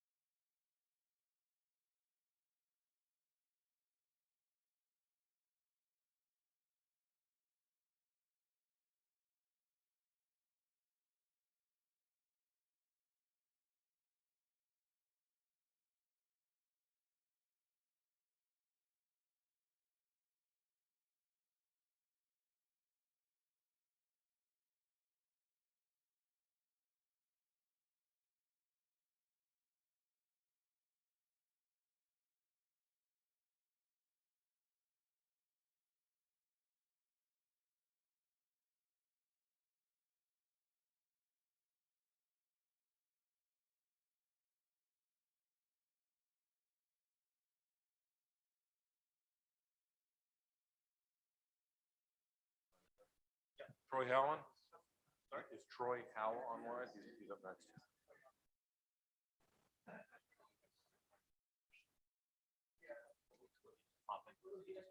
Okay, just a message him to tell him we're about to start. He's up next.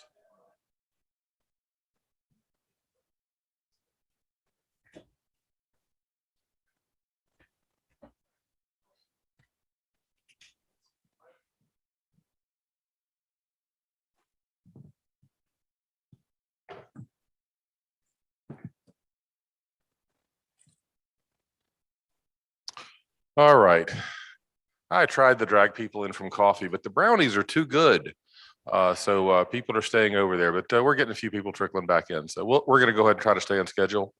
Thanks for hanging in. It's been a very informationally dense 2.5 days. I was leaving one of the sessions yesterday and overheard somebody saying, "My brain hurts." And I get that. There's just a lot of information from a lot of different specialties being shared, but this is a great opportunity to interact with people that are maybe not in your specialty and maybe meet some people that are in your specialty you haven't met before. So with that, we're going to get back on schedule. Our next up is Troy Howe. Troy is from right up the street. He is the son of Stephen Howe, who some of you probably have run into at various times. And Howe Industries is their company up in Tempe or somewhere in the Phoenix area. And he's going to talk about his pulse plasma rocket. Troy, you online? Yep, I'm here. Can you hear me? Take it away. We can hear you. Thanks. Thank you. So yeah, I'm here to talk about the pulse plasma rocket, which was a project that we did for the NASA NIAC program. And our idea here was to try to get a extremely high performance nuclear based propulsion system, kind of building on some previous work in pulse thermonuclear systems. Next slide, please. So if you look back at the history of these pulse nuclear propulsion systems, kind of the first one was the Orion concept back in the 1970s, where the idea was basically to drop a nuclear bomb out the back of your spaceship and let that explosion propel you forward with extremely high performance capabilities. There were some technological obstacles that kind of prevented this from seeing reality, and as well as some political obstacles. So the concept of putting a spacecraft into Earth orbit that was equipped with thousands of nuclear weapons would probably receive some complaints from other countries. And so it never really materialized, but it was an interesting concept nonetheless. Following on those footsteps, Dr. Rob O'Brien from NASA Marshall, or Dr. Rob Adams from NASA Marshall, was able to come up with this idea for a electromotively driven concept, where instead of using high explosives to implode your device, you would use huge current of electricity to implode it, and then you didn't have the issues of deployable nuclear systems. It was all there on the spacecraft. And then our concept is just a continuation kind of this idea, where instead of using high explosives or electromotive forces, we actually just use the neutronics. So we have a nuclear driven nuclear system for the pulse plasma rocket.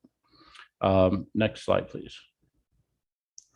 The basic idea here is that we've got a low enriched uranium barrel and a low enriched uranium projectile. And when those two are put together, they form a supercritical system and start producing a lot of power, with most of that power focused in the projectile. And the original concept would be driven just from these two pieces being forced together.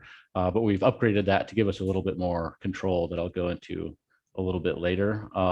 We did want to use the high assay low enriched uranium, or HALEU, because it does add a lot of safety and cost alleviations. So the whole thing is primarily low enriched, moderated, very available, very usable materials, and still get you the very high performance and low mass. Next slide, please. So the thing that we added on that is kind of a big leap forward in our concept is these control drums, where normally you would have one side being a neutron reflector and another side being a neutron absorber. And as they rotate in or out, then you kind of raise or lower your criticality of your system. Since we've got 6 control drums in our design, we explored the possibility of rotating them at different speeds. And if you have a series of different sine waves, you can add them together to make a Fourier series approximation of other functions. And in our case, what we wanted to do was have a near constant criticality. So when the projectile is passing through the barrel, it's generating heat at a predictable rate. But then right at the end, when it starts to vaporize and turn into a plasma and needs to ionize, we really need to cover a lot of ground really fast there. And so ideally, we would have a delta function where it's constant and then a very sharp spike at a certain point. And since we've got the ability to add these sine waves together from the rotating drums, we can actually simulate that just with our own control system. So down in the lower right, you can kind of see the approximation that we've been able to generate with our spinning drum system, where it varies a little bit around a certain value, and then right at 1 second really peaks. And that's when we drive all the energy into our projectile and kind of explode that up the back. Next slide, please. So based on this design, we were able to design a rocket that could reach 5,000 seconds specific impulse, 100,000 newtons of thrust, take over 18,000 kilograms of payload to Mars, and do a 106-day round trip to Mars and back. So very fast, high performance. The animation on the right is just kind of showing the projectile going through the barrel, coming towards the end when that criticality flashes, and it pushes you away on your way to Mars or wherever you want to go. Let that guy finish up. And next slide, please.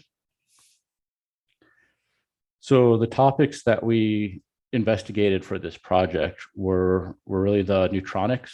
It got kind of complicated with the criticality and our control system and the dynamic system. And then the thermal concerns were definitely playing with fire here, dropping an explosive device out the back of the rocket.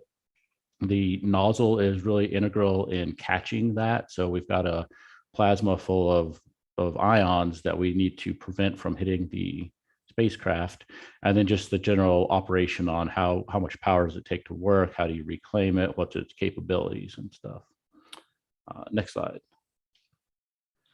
So the neutronics is complicated in the fact that we need to maintain a positive criticality above 1 so that we can generate power, but we also have to keep it kind of under control so that it doesn't run away and explode ahead of time. And so we were able to show that we can achieve criticality and have a critical assembly with our rocket, but we also had to then take into account where all that power is being deposited. What's our power profile look like? And we wanted it all to be in that projectile. And so the projectile is designed to be what we call a good reactor. It's low enriched uranium fuel. It's got moderator in it. The neutrons that are formed from fission moderate and then create new fissions in that projectile. And then the barrel around it is what we were calling a bad reactor. It's low enriched uranium, no moderator or very limited moderator out there. So it takes a very large mass for it to really contribute to the criticality. Now, it seems like it's a bad idea to have a bad reactor in your nuclear system, but it actually helps us really focus all of that power generation in a specific spot. And so the chart in the lower right shows for different moderators in that projectile, what is our ratio of power in the projectile versus the power in the barrel. And it's all pretty good based on these designs, but really once you put water in there, it's such a good moderator that it just jumps up to 25:1 ratio. And so for every degree temperature that we raise in the barrel, we get 25 of it in the projectile, which comes out really useful. Next slide. The other thing that's very interesting with this system is that since we're modeling a projectile passing through a barrel, it's not really a regular nuclear system, which normally you have a critical assembly that you analyze as a single state of being, but ours is passing through. And so according to the projectile, since it's having all of these fission events take place, it doesn't necessarily know that it's moving. They're on a much faster schedule than the projectile is passing through the barrel, but the barrel is seeing this wave of neutrons pass through it. And so once the projectile gets to the middle or the end, the front of the barrel is not really participating as much as it was before.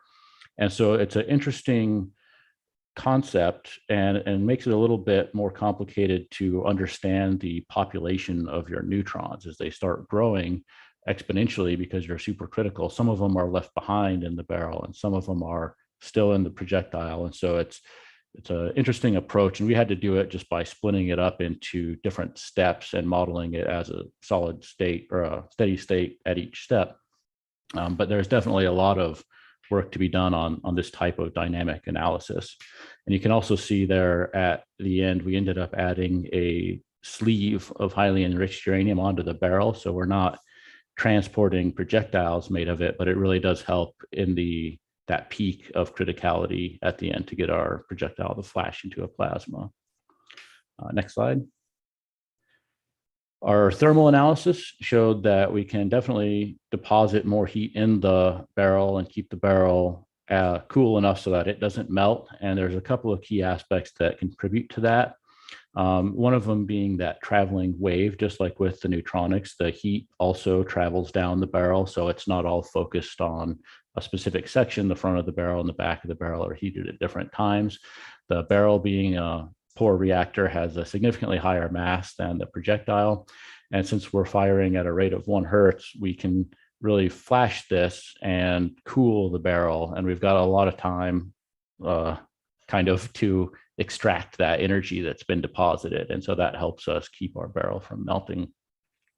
There was a significant issue with photonic heating. So once we turn it into a plasma and eject it out the back, it glows really, really brightly. And those photons will hit a very shallow skin depth in the spacecraft and heat up that small amount of mass that it's interacting with to really high temperatures, and it'll actually ablate tungsten walls. And so one approach is to make your wall really, really thin and cool it. But our approach was actually to make that penetration depth a lot longer. So we used a semi-transparent sapphire shield that, instead of stopping those photons in a few microns, would stop them over 10 centimeters. And now, instead of heating up grams of material with all that energy, we were heating up kilograms, and we could address it in a similar fashion to the barrel. We could cool it. We could really take advantage of some of those pulsed aspects in that duty cycle. And so it turns out that, based on our analysis, we can heat up slowly until we melt. And then right as it turns into a gas, we flash it and we get up to that electron volt temperature range very quickly before that hot gas hits the edges of the walls. Next slide, please. The magnetic nozzle is very important for making sure that once we've generated this plasma, it doesn't come back and run into us in any way. And so there's strong electric currents traveling through a coil at the back of the rocket. And those magnetic field lines trap any charged particles that come in contact with them. And so there was a couple options of doing a solenoidal coil or an axial coil. How much power was needed? What kind of pressures do we deal with there? And so we were able to devise a nozzle that was able to contain the plasma. We chose to go with the axial coil, so the copper goes up and down along the axis instead of wrapping around, and that helps us direct the plasma as it explodes a little bit better, but both ways were valid. And then you can just kind of see in the lower right at different time steps how that plasma expands and how it's directed in a certain direction with the help of these coils. Next slide. So just during regular operation, we need to accelerate that projectile up to about 1.6 kilometers per second. So we use a coil gun to launch that in really, really fast. The fission process raises it up to 1 EV temperatures, and we get a good ratio of power generated versus power that it takes to actually start the thing. The average power that it takes to fire these projectiles once per second is about 5 megawatts. And then we're able to recuperate a little over 200 megawatts from the coolant. So the barrel that needs to be cooled so it doesn't melt is basically a big heat exchanger, and we extract heat from there with our working fluid, and then we use that to convert into power to power the rest of the system. The nice part about that is that now that we have the drums and we're not dependent on the projectile to drive the system supercritical, once you get to your destination, you can also use this as a bimodal electric power system. You can just turn on your reactor and kind of have plenty of electric power for whatever you need. Next slide, please. So since this is Interstellar Conference, I did want to kind of discuss about what interstellar options we've got. Our ISP and our thrust are good, but they're not good enough to get to another star. We have some options of improving that performance. We could probably get to hotter temperatures with more developments, but even then, it's just not enough. You know, we need antimatter or solar sails or something, you know, big.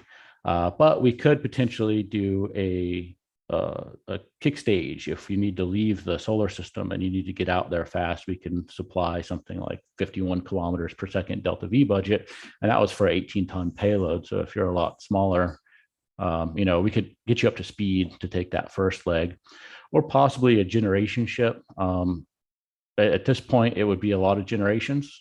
But as we continue to develop it and get those temperatures up and get that ISP up past 5,000 seconds, you know, it's an option. I don't know what are the other options for generation ships are. So if anyone has any thoughts or questions on those concepts, I would love to hear it. I think that's all I had. Is that the last slide? Great. So happy to take any questions you have.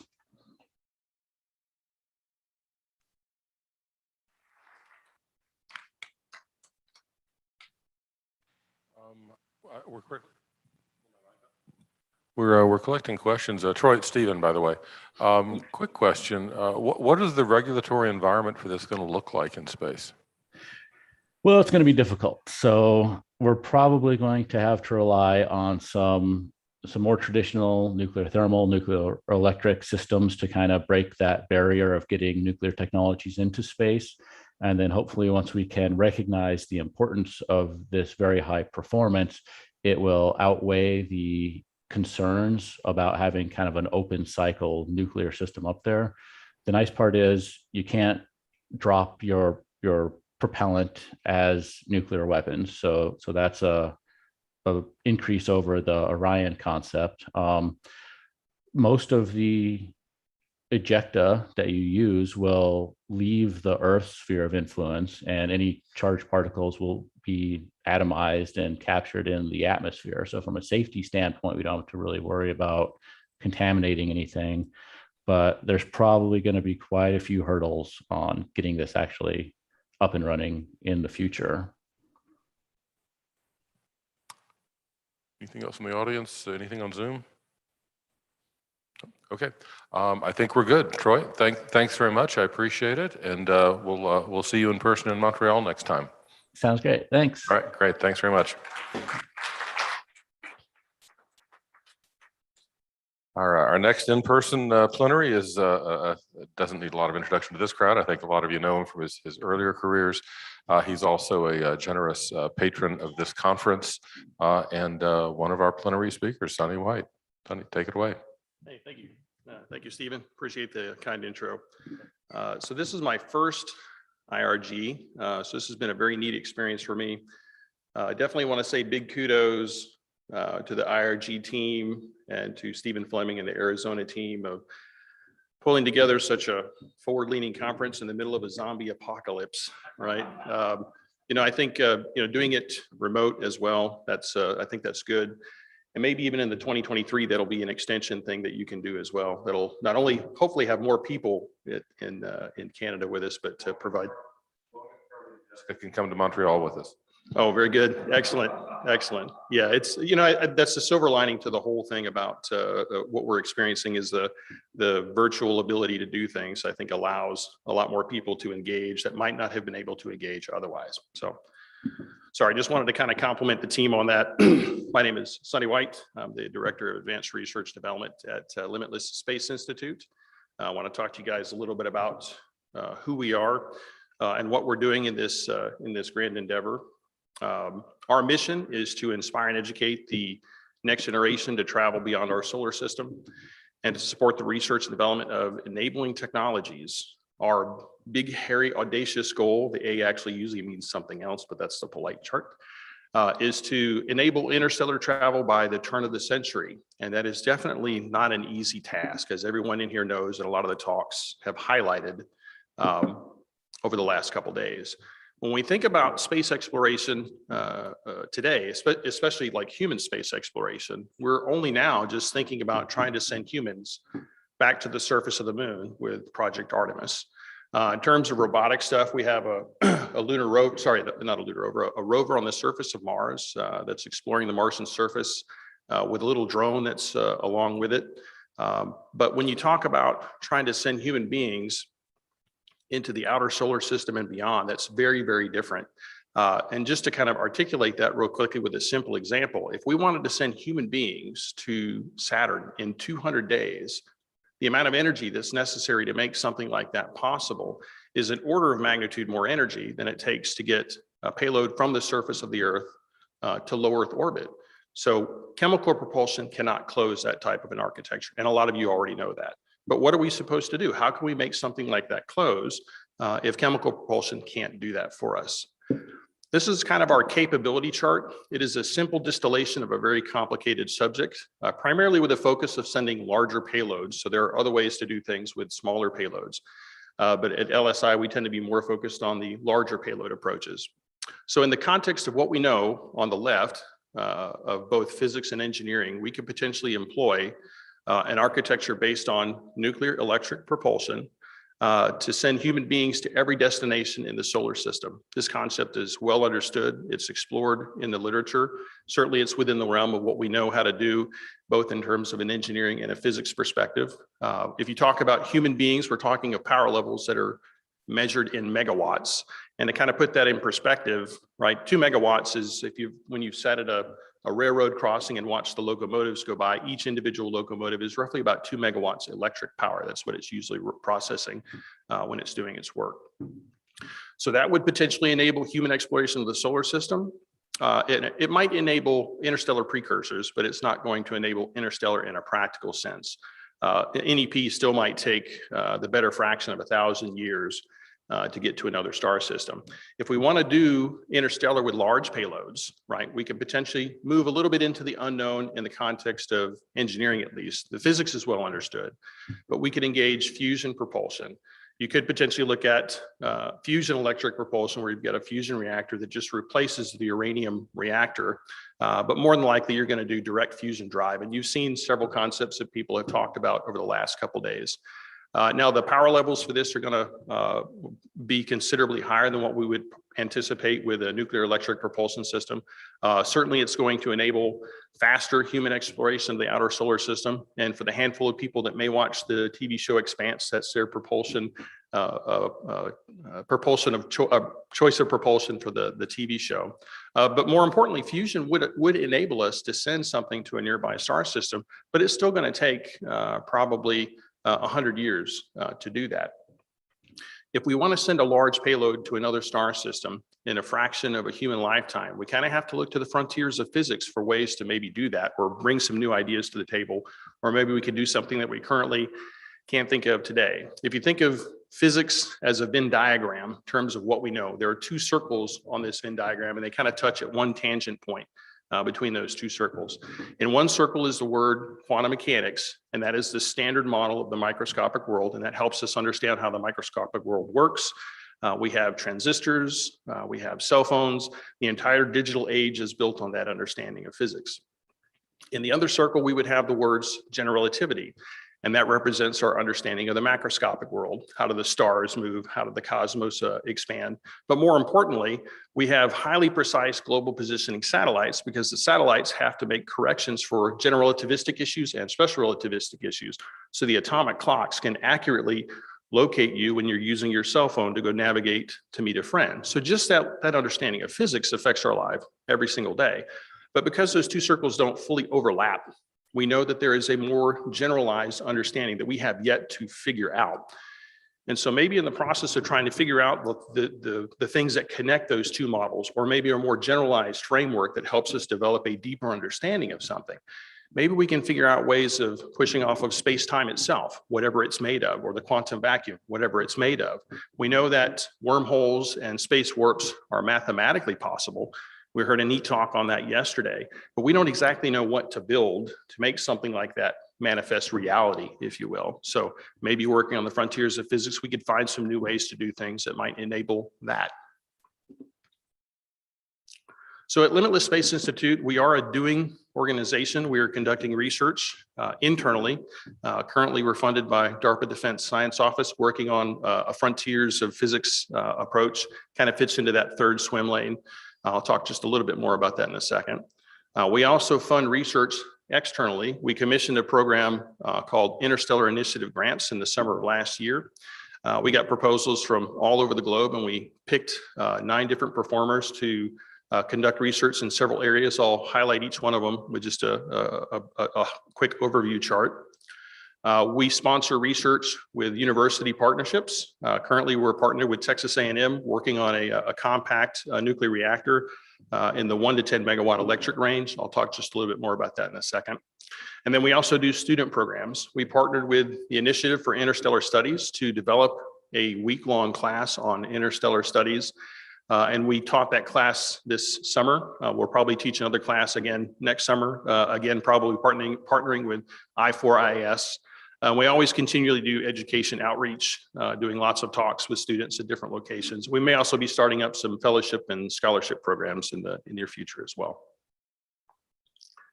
This is the NASCAR chart. This shows all the organizations that we have formal agreements with and have conducted work with and are continuing to work with. We have several more that are in work right now. We've only been doing this for just a little over a year and a half, so we're definitely moving as quickly as we can. There's a lot of people that want to engage in this, and we want to engage with them. So if you've got some things you've been thinking about, feel free to reach out to us. And we will probably be doing another Interstellar Initiative grants solicitation in the summer of 2022 as well. Just to quickly highlight the work we're doing internally, working on something we call our dynamic vacuum model. This is something we've been working on for about 10 years, trying to manufacture some customized Casimir cavities that you can see on the chart there, and then studying how the quantum vacuum is predicted to respond to this customized topology that we're working on. So it's definitely 6.1 basic research, but there are some potential technological applications if we can continue to show interesting results in the lab. There may be some power implications for providing small amounts of power for, in DARPA's perspective, remote sensors. It may provide an ability to increase the magnitude of something we call negative vacuum energy density. That's something that's kind of critical for the idea of a space warp.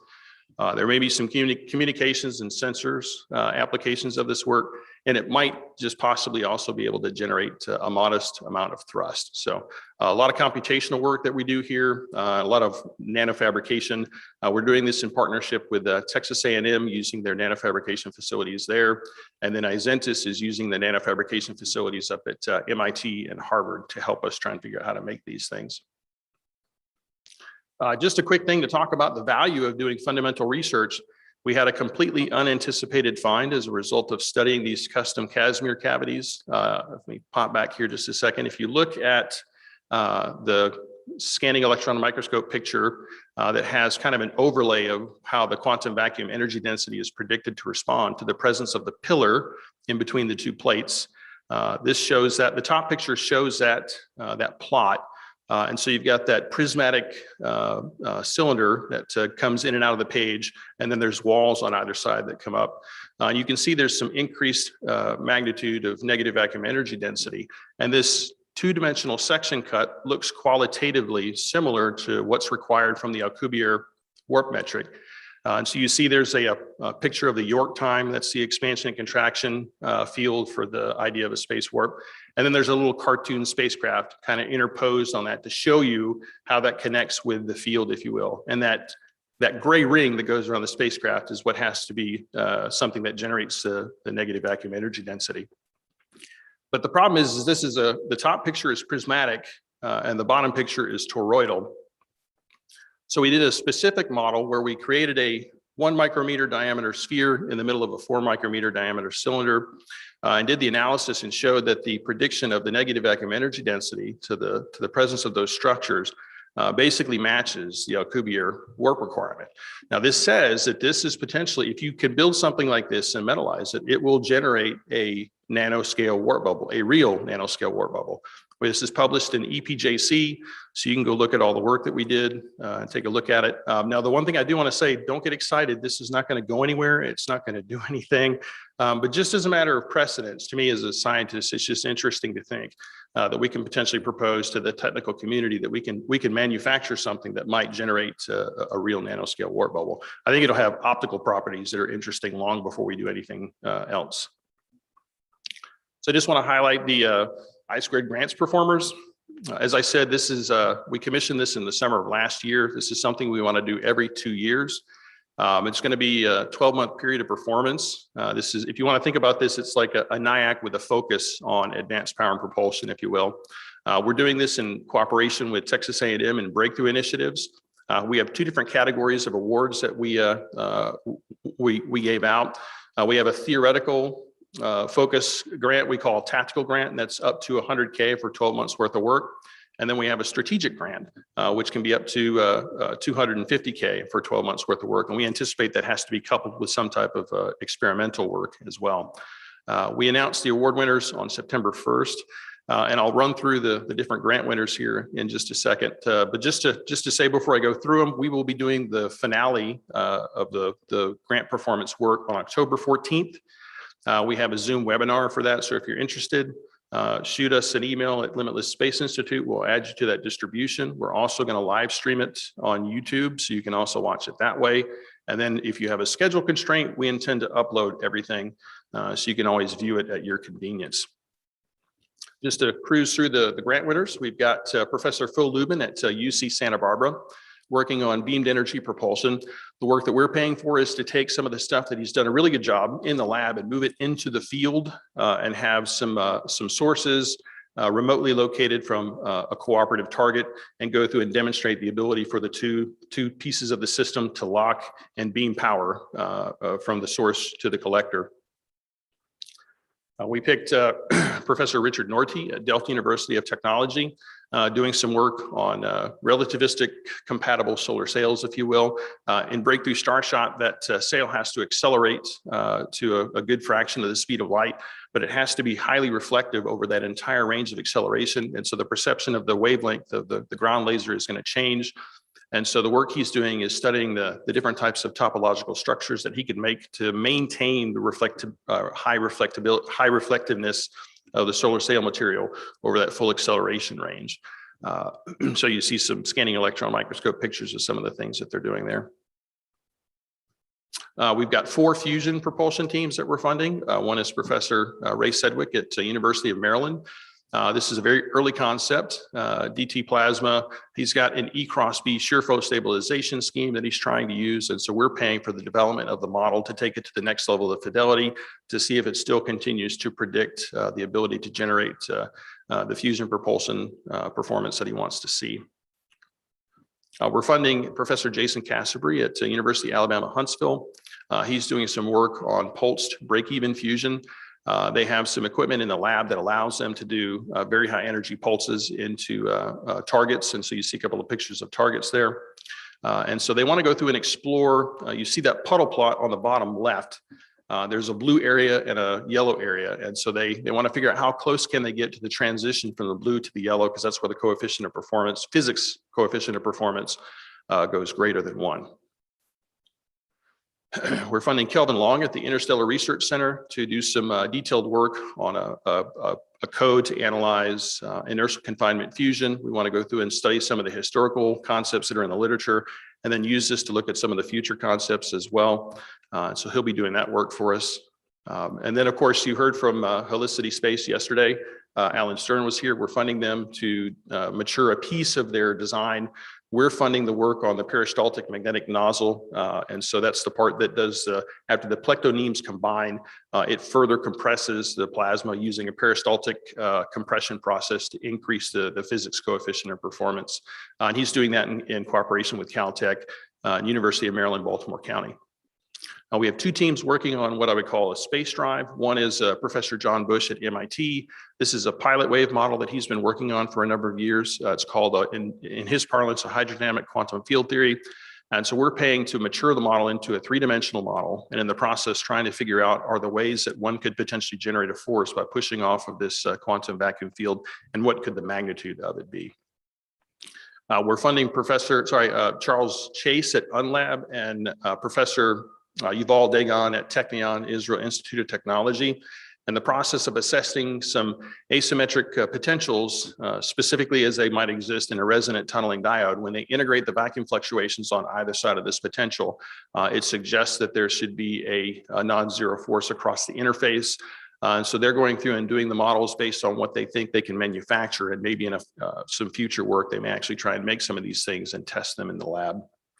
And finally, on the I-Squared Grants class, we have Professor Remo Garantini at University of Bergamo, along with Professor Piero Niccolini at Frankfurt Institute for Advanced Studies, doing some work to try and optimize some of the mathematics of a traversable wormhole, and also looking at some custom Casimir cavity configurations, coupled with maybe using some superconducting materials to see if they can improve what's necessary to make something like this work.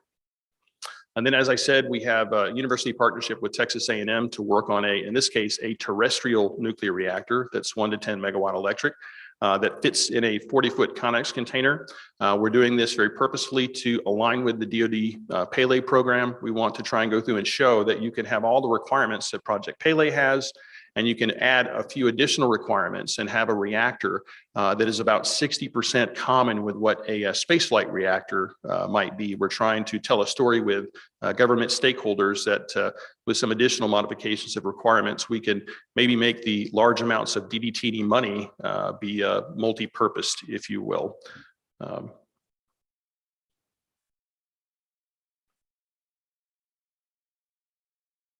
There we go.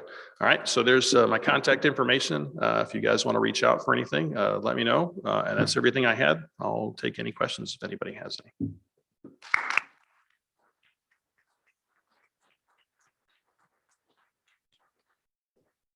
Thank you, Sunny. We have a couple of somewhat related questions. What would be the best way for students interested in working on LSI-funded projects to get involved? What would be the best way for students that are interested in some of our projects to get involved? I think the first thing is to definitely reach out to us, so that we need to know you're there and that you have interest, number one. Number two, then maybe we can find ways to connect you with people that might be in your geography, or we could try and work to find people at your university that may have interest.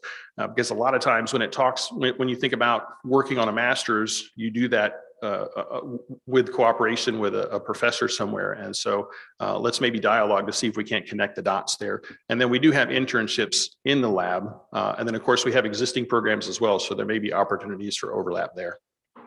Thank you.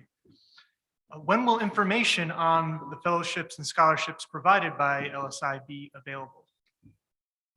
So the fellowships and scholarships, that's in work. As soon as we get that done and better defined, we'll try and put some of that stuff out there to provide the opportunities, right? So those will also be a competitive process, just like I-Squared Grants was. We did the I-Squared Grants review process was run basically identical to how NIAC runs its selection process. Thank you.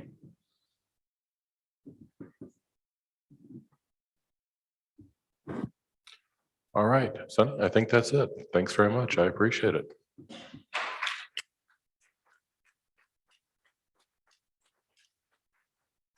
All right, we were going to do something cute with this. When we solicited abstracts, both of the Benford brothers, Jim and Gregory Benford, both submitted abstracts that were accepted. And back in the long ago times of July, when everybody thought that COVID was over and we were all going to be traveling, I thought it would be cute to bookend the seminar or the symposium with the Benford brothers, so that Jim Benford was our first talk after our keynote on Saturday, and that Greg Benford would be our last talk before the readout and some other announcements this afternoon. It turned out Greg couldn't travel, so like so many others, so we're going to be doing them by Zoom. We checked a few minutes ago. Dr. Benford, are you on Zoom? Yes, Okay, you've got a crowd full of people. We should have you on screen, and take it away. Thanks for being here. good show. I was earlier going to talk about the work I did with Al Jackson on how to build a gravitational radiator. But we published that work in JBIS now, so I decided to do more avant-garde and imaginary stuff. Just following our long acquaintance with Freeman Dyson, whose quotation you see here, he always emphasized what you could see rather than what you thought was possible or plausible to be built. And we're sort of halfway in between on that, because although the things I'll show you have big budgets, that doesn't mean that it's big for some kind of interstellar civilization. So that's the opening excuse, if you will. And now we can move on to the next slide. Someone controls that, right? I just want to talk about radiators in general. The obvious place where Jim and I have done a lot of work is beacons, but there are all kinds of other radiators that big enough we could see at a great interstellar distance. Particularly what we focused on generally was beamed transmission and beamed energies used for interplanetary, at least, missions. That means that you could scale up the beams until they become very, very luminous for brief times while they accelerated light spaceships, such as sails. There are, and under beacons here and under photons generally, waste heat from starships or from Dyson spheres, things like that are, well, plausible, because waste heat will be common in any high energy use society. And below that are neutrinos, which are extremely hard to detect, but there's no crazy reason why somebody couldn't make neutrino radiators that carried messages. Since the biggest neutrino group in the world is at my institution, University of California at Irvine, I thought of this as at least possible sometime. And then there are gravitons, which Al and I worked on, and you can look at that paper if you like. It requires very small but quite massive black holes. And so the case we worked out was a black hole with the mass of the Earth, which is only a couple of millimeters in size. Next slide. And here's observable starships. So what will they radiate in? Well, probably, I wrote a whole short story about this called bow shock. A very fast starship would generate a lot of cyclotron radiation in the bow shock. Our Earth's bow shock does, after all. Not the Earth's, I meant the whole solar system. But it could also generate a visible plume, for example. I think it's unlikely they generate really high energy stuff like neutrinos or gamma rays, but I just put it in because there's a spectrum, and it's very hard to anticipate the real constraints on a truly energetic society and what they would radiate from their machinery. Next slide. Beaming stations. My brother has talked a lot about this, even in fact at these prior meetings. So I'm not going to go over this except to show that you can get very high energy density in a beam, and when it is illuminating, say, a light sail, such as laser beam or a microwave, then inevitably there's going to be some of the flux missing the ship because beams broaden as they go out. So you can see momentary emissions from these beams, perhaps across interstellar distances. And indeed, there are a number of people who've looked at this for things such as the Howe event. Maybe that was a beam from further in toward the center of the galaxy that momentarily illuminated us and will not do so again because the configuration doesn't repeat easily. Next slide. This is from my brother. And it just shows you what kind of power you could expect of beam sources. Down toward the bottom, there's, if you wanted to launch a low Earth orbit, here's, you would need a gigawatt beam. Orbit raising, more so interplanetary voyages like sending sail ships to Mars and so on, are still higher, per pentawatt. And then beyond that is interstellar, which is hundreds of pentawatts. So you see, it is a big budget issue, but an interplanetary civilization probably has the budget. That's the ultimate argue. If we keep expanding technologically, we're going to be able to afford this stuff. So maybe someone else in the galaxy has already afforded it. And all you have to do is look for it. Next. Oh yes, here's a, what if there was a starship headed toward us? We would see it as a bright forward feature. And here are the representative numbers. You can get these PDF of this slide, by the way, from the guys running the meeting, I believe. And so you could have this be in the range of 25 to 20, so 10 to the 25 or 26 watts, enormous luminosity, focused on us because they're coming to us. So if you see the right thing in the night sky, it means you've got a visitor coming, and he's got a very big budget. Next slide. Large beacons. I'll point out that some people have said you could columnate beams by using the inverse focal point. That is, you could radiate a beam that was focused better using a gravitational thing like the sun. And these are pictures of hypothetical Dyson spheres. Dyson never thought these were going to be big structures. He thought they would be floating platforms capturing the radiation from the sun and using it to live on. He never thought it would be a real sphere, and he was rather dismayed when people started naming him Dyson spheres that he had been misunderstood. He said, it's too late to correct that, so I just gave up. Next. Yes, here's a gravitational focusing by a black hole really can be run to send someone a beam on a caustic if you know what you're doing. So let's put it this way: if you have small black holes, you can use it for many such purposes just because they're uniquely capable of doing things to their nearby environment. Next. Right, gravitational lensing constellation. This is how to use a gravitational lens and have a bunch of radiators or receivers around it and pick it up with a dispersed field of small telescopes. Of course, people have talked about using that on the solar focus spot to look at different distant solar systems. Next. Here's more on that, a neutrino beacon, which Al has worked out, but I am not a big fan of it because I know how hard it is to even detect neutrinos. So this could be a very big thing with a large budget, but it imagines that other people are particle physicists really interested in neutrinos. By other people, I mean other aliens. And so the people running the detector would have to be very, very focused toward getting a message if they're going to make sense out of it, because the number of neutrinos really detected so far is very small. In fact, the group at UCI almost missed detecting the supernova of 1987 because it was to be shut down only a week after the event for some maintenance. So they were close enough to missing it entirely, which is, I think, is very instructive. Thank you.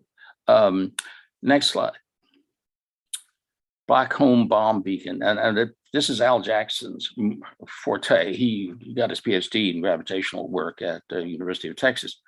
It's using the super radiance by harvesting energy out of black holes and then radiating in a beam. It's a very rather complicated thing. And it's trying to get a terawatt out of a black hole system by using black hole energy. Gee whiz, indeed. Next. Oh, and this is from our paper about gravitational waves.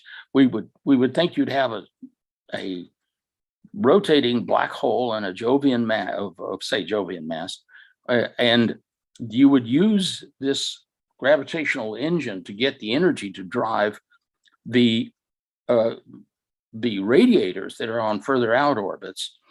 And therefore, you would have a whole semi-solar system radiating using the energy gotten out of a black hole in orbit around the central star. Another huge concept.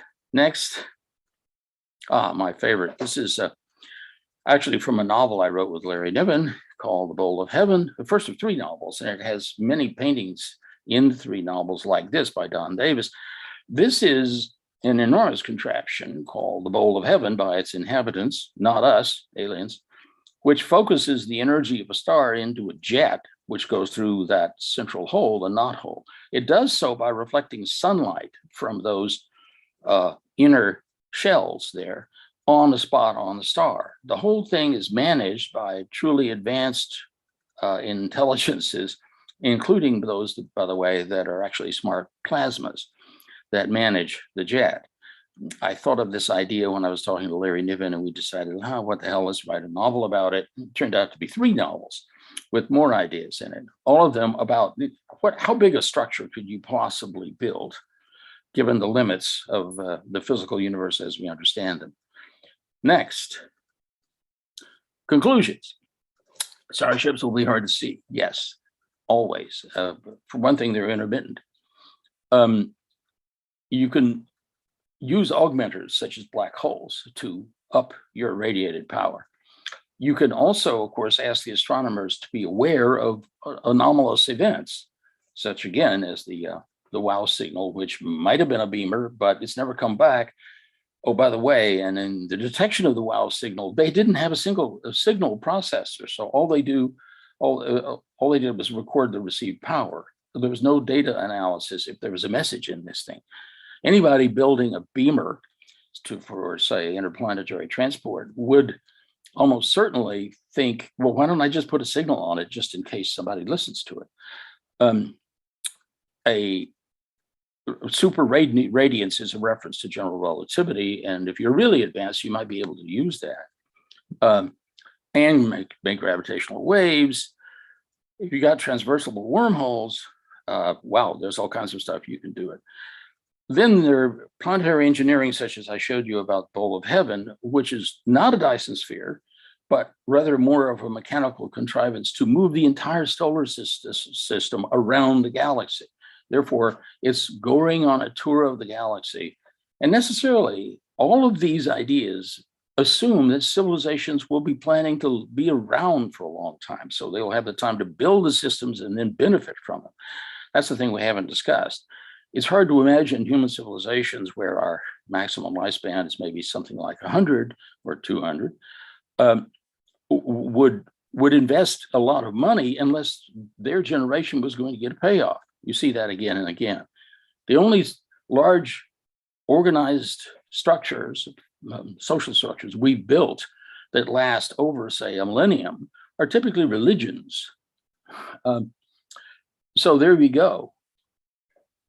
We will have to think about civilizations that plan on very far longer timescales than we do. And therefore, we're dealing with a completely different kind of society, one that we have not managed to become, but might in the long run.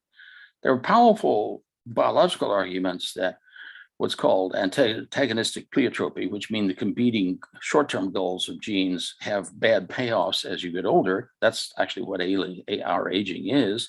Aging is the failure to repair properly. When you're 15 years old, you're essentially immortal. You can fix almost anything except, say, a traffic accident. So we're talking about a kind of society we must realize that we have never had.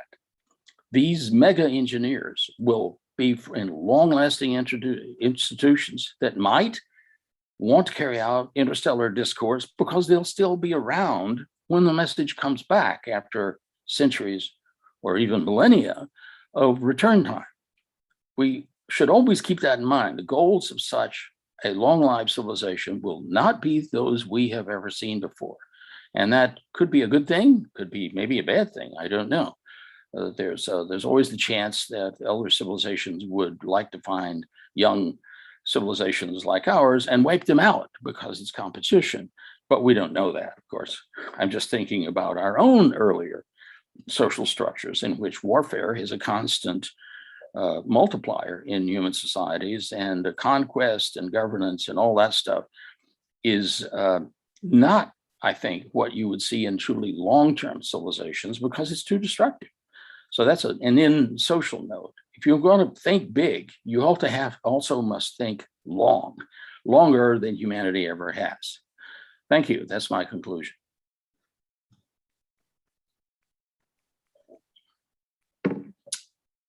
Okay, questions, I guess? Yes, we have one. How would a gravitational wave transmitter be able to encode useful information in principle rather than repeating a pattern dictated only from the orbital mechanics? You'd have to enhance the orbits in telling ways to implant a signal on it. That's absolutely right. We decided not to try to deal with that because even imagining and calculating this stuff in general relativity is hard enough. But yes, first you would send out something like a beacon, a simple repeating pattern that might interest scientists. And then you could follow it with a whole bunch of encoded jiggles and jags in the orbits themselves, which would impose a pattern on the radiated signal. These signals, by the way, for that black hole system of about an Earth mass or so, are in the gigahertz range, far away from what our gravitational wave detectors can do, which is really only in the range of kilohertz. So you see, it's way up in the frequency range and would not be seen by any devices that we have now. Thank you. I've got one. Dr. Benford, your first point on the slide that's showing is that starships, well, is the reverse of that. They'll be hard to see unless they're coming at you. You mentioned if they are coming at us, it's going to be incredibly bright. Yes. But if they're moving at relativistic speeds, they're not that much slower than the light we're seeing. How long would we see one if it was coming towards us before it was here? Well, I thought about this. The thing is, it's, I think, extremely hard to make starships that will be moving at 0.9 C or so, maybe 0.1, 0.2, something like that. And so it will be a long time. It would hang there in the sky, beaming at us and getting brighter as they approach. So that too is something like a century long duration for the approach of a starship, I would think, for plausible starships. Some people who think of going 0.99 C, like Carl Sagan in his earlier paper about that back in the 60s, are really making up a craft I think it's essentially impossible to build just because of the stresses and strains, as we saw, for example, in the work that's been done on the Bussard ram scoop. Very hard to make them above 0.1 C because the stresses are already huge and the whole thing would go to pieces. Fair enough. Any more questions? With that, Dr. Benford, thanks very much for appearing remotely, and thanks for being our bookend with your brother for the plenary sessions. Thank you. I'm sorry I didn't make it, but I would have liked to. Oh, I don't know if you were in line, online an hour or so ago. We just announced the 2023 IRG conference will be in Montreal, so we hope you join us there. Fun. Great. All right. Yeah, fun. Okay. We do. Maybe. We do have our friends from the UK online from I4IS, so we're going to interpolate them into the sequence here. Andreas Hein from I4IS is on Zoom, and I think is going to attempt Zoom screen share for the first time this weekend. So let's see if we can make that work. Yeah.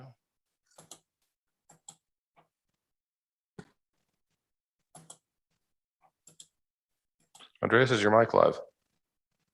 Okay, can you hear me? We can hear you. We don't yet see anything, but we certainly hear you. Oh, okay. I'm just gonna... And a slide just showed up. There we go. Okay, great. Great, you're on. Thanks. Yeah, first of all, thank you very much for having me. It's a great opportunity to participate to the IRG 2021 this way. I'm actually calling in from Luxembourg. So 9 hours time difference. Yeah, so I guess we have about 10 minutes for an update from I4S.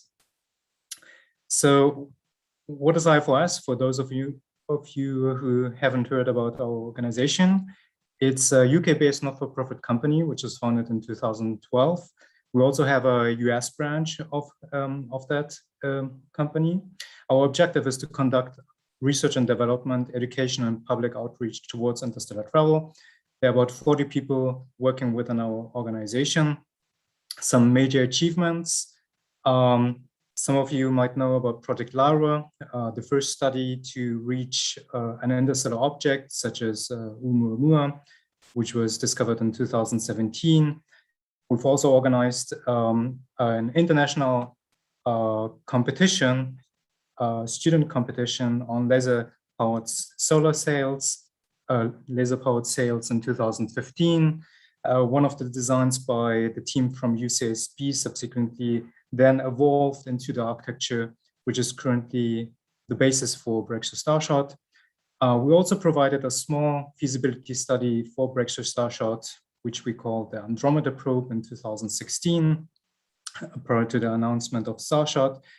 And last but not least, we are also engaging in ATOSAT development, more about that later on, where we are engaging in education and also technical hardware development. We're collaborating with numerous organizations, universities, as well as agencies, companies, etc. For instance, the International Space University, Breakthrough Initiatives, the European Space Agency, Limitless Space Institute, etc., etc. Now, some of the achievements from our technical committee from 2019 to 2021. We published a paper in 2020 about using small or fleet of balloons to search for biosignatures in the Venusian atmosphere, subsequent to the discovery of potential biomarkers in 2020. We recently published a paper about near-term self-replicating probes. I mean, self-replicating probes are quite prevalent in various publications about SETI. They're considered to be like the ultimate exploration engine. We're actually looking into the question of what can actually be done. How far can we close the self-replicating loop with currently existing technologies? Then also quite recently, we published a state-of-the-art paper on world ships in collaboration with Frederick Morin from the CNRS and Cameron Smith, who is an anthropologist, and which provides a broad overview over the topic of world ships. So the paper is for free. Please have a look if you have the possibility. Then last but not least, Project Lyra. So we published 4 papers in total about various missions to Oumuamua, but also Borisov and other hypothetical interstellar objects using various types of propulsion, flybys, nuclear, thermal propulsion, etc., etc. So this is really one of the research areas we are expanding on. Now, most recently, we also started looking into swarm-based interstellar communications. So using a fleet of spacecraft, which form a swarm at interstellar distances and then act as a kind of single transmitter.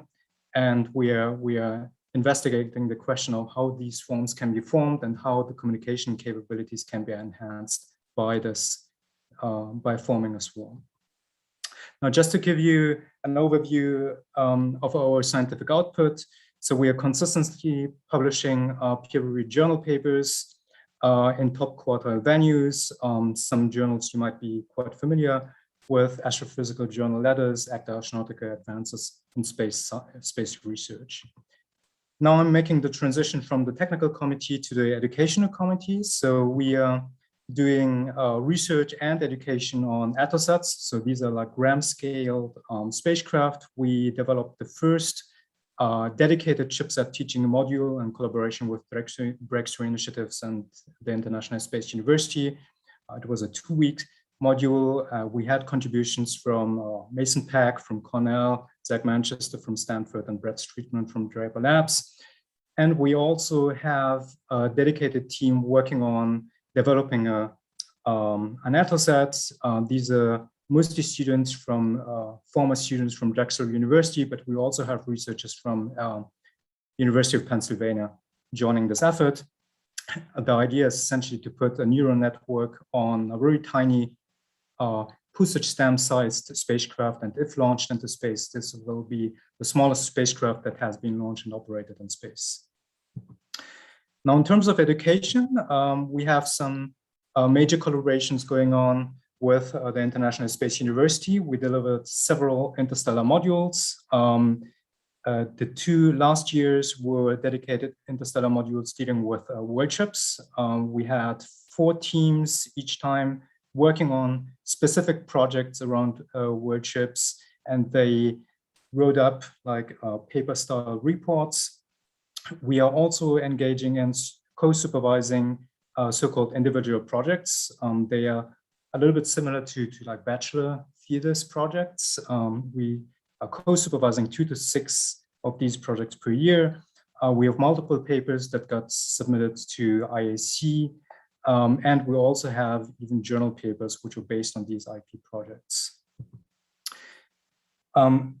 We also had this year a major event, which was the Interstellar Studies Summer Course, which we delivered in collaboration with Limitless Space Institute, which was a 1-week intense interstellar course covering a variety of topics related to interstellar. And we're very thankful to Limitless Space Institute for this opportunity. Now, in terms of education, we are also engaging in outreach with different schools in the UK, USA, Nigeria, Vietnam, as well as astronomy societies in UK. Just to give you an example, so here you can see some pictures from a course at the Royal Institution targeting the 13th to 15th age group, as well as last year, the 16th to 18th group. So the workshop was named Skateboards to Starships. Last but not least, we also have our free quarterly Interstellar magazine. We have 34 issues to date. Please have a look at these issues. I mean, I think the last couple of issues were like 80 to 90 pages. So tons of material. Please have a look. Beautiful images. So anybody can find something interesting in these issues of Principio. If you would like to support our activities, we also have a membership program. So this is essentially for supporting our technical and educational activities, but you also get some benefits. For instance, access to member exclusive posts, videos, and advice. Free and discounted pricing for publications, merchandising, events, etc., etc. If you're interested, please have a look at the link below.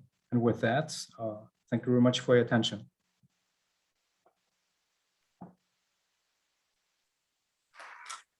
Thanks, Andreas. Appreciate it. Any questions from the audience or on Zoom? So that was a good overview. So great, very good. We appreciate it. Okay, we're entering the end of the race here, folks. I appreciate that so many people have stuck around. How many people were part of the working tracks the last couple of evenings? Raise your hands. So a few of you. Good, good.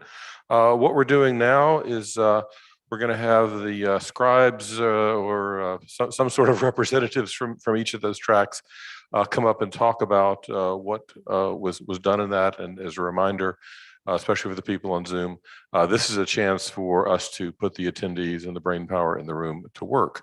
That's why it's called a working track. So we did that for a couple of hours each on Saturday and Sunday nights.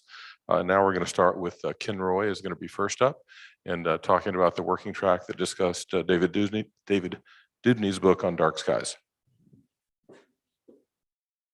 Daniel Dewdney. Daniel Dewdney. I got the initial right.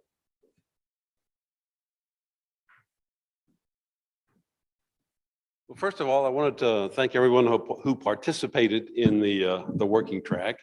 It was pretty interesting, pretty intense, and we had lots of discussions. Anyway, the working track centers around this book here, Dark Skies by David Dudney, and he's a professor at Johns Hopkins University. If you go to Amazon, about half the reviews are very, very positive. The other half are very, very negative.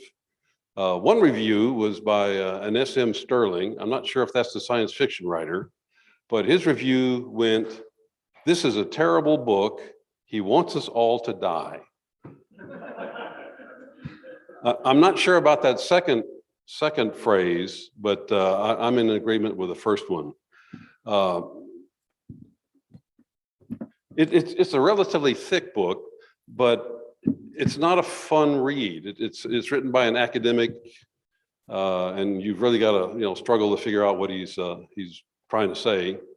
So wouldn't recommend it, although there are a few people I would recommend it for. David Dudney up front says he's opposed to three things: nuclear weapons, the militarization of space, and colonization of space. He identifies a number of technologies that he feels represent an existential threat to the human race, and he's probably right. But from our standpoint, none of these technologies, genetic engineering, AI, nuclear weapons, cybernetics, none of those are really specifically space related. Humanity's going to have to deal with these at some point. But because we go to space or we don't, it's not going to really affect that. He paints a really dark picture of the future of humanity if we go into space. In fact, the whole premise of the book is if humanity goes into space, we actually decrease the probability of the survival of the human race. And based on the principle that sometimes your opponents will tell you things that your friends and allies won't mention, and sometimes those things are things you need to know, we established the working track to really go through the arguments to see, okay, is there something in here that we as space expansionists, as he would term us, is there something that we need to know? And that was the fun part of the working track, was going through his arguments. And it turns out there wasn't a lot there. The arguments were kind of mushy, and we were disappointed that there wasn't more meat to it. It's a thick book. If you really went through it, you could probably distill it down to a good paper. He does paint, again, a very dark future of humanity if we do venture into space. Now, if you're a science fiction writer and you want a dystopian future to base your novel on, this might be a good reference. He paints a pretty grim, possibly plausible future. So, again, might be a good reference. I wouldn't recommend anyone reading it otherwise, but he does have a couple of things. One thing we noticed, he pointed out all the downsides of possible expansion of humanity into space, but he didn't point out any of the positives. So it looks like he had an agenda that he was trying to push. Just my impression. He fails, fails to address the benefits of going into space. That was one thing. So really, from a standpoint of what can we learn, what do we as space expansionists take away from the book? There are a couple of things that I might want to mention. One is, if you imagine a future where you have humanity, spread throughout the solar system, maybe one or two terraformed planets, thousands of space settlements. One of the questions that he kind of raises is, what kind of governmental system would really work in that situation? How do we guarantee property rights? How do we guarantee that things won't be stolen by pirates? And how do we prevent conflict in that situation? I think that's a new arena, And it's open for, people to write papers on. What kind of government would work in that situation? The other thing he pointed out was species radiation. And what that means is all these isolated outposts are going to have access to gene splicing technology, cybernetics, and they'll be tempted to improve themselves. So his great fear is that we won't run into aliens, we will create them. So again, that might be something to think about. How do we control that? Because that rapidly runs into Star Trek's Khan and his augments, or Nietzsche's Übermensch problem. So there's some issues there that we probably need to think about, but there's far less than I thought. Have I missed anything? Just what I would add is, we're not trying to downplay the book as much as, it might sound. We really did look for art, evidence-based, fairly reasonable book. Sorry. Yeah, I just want to back up that as part of it, we're not downplaying the book just because we don't agree with it. It was really, we really did try to map the arguments a little bit and see if you could find evidentiary bases, for some of the things that he was asserting. And it just really wasn't there. It was a lot of just, he'll map out certain things and they will go as badly as you could conceive that they would go bad, and to say, see, I have proven that space travel and space expansion is bad. So people that read it and want to go after, really want to try to figure out what he's trying to say, even a neutral approach to this would probably turn out that there's just not a whole lot to respond to, other than he says, yes, it will, and provides no evidence, and, or very skewed evidence, and if you try to respond to it with more reason, you might just end up getting in sort of the sticky morass yourself. So I want to stress that this isn't just a whole bunch of space enthusiasts saying, hey, look, this book is garbage because he's wrong. It's really not. There's not a whole lot even a political scientist can really look at, and especially the technical minded among us would be very would find his reasoning very specious. And so there's, a response to the book would be almost as, wouldn't have a whole lot of would have just about as much meat to it as his original argument. So that's a reflection of the book, not of our work, because we tried, we really did.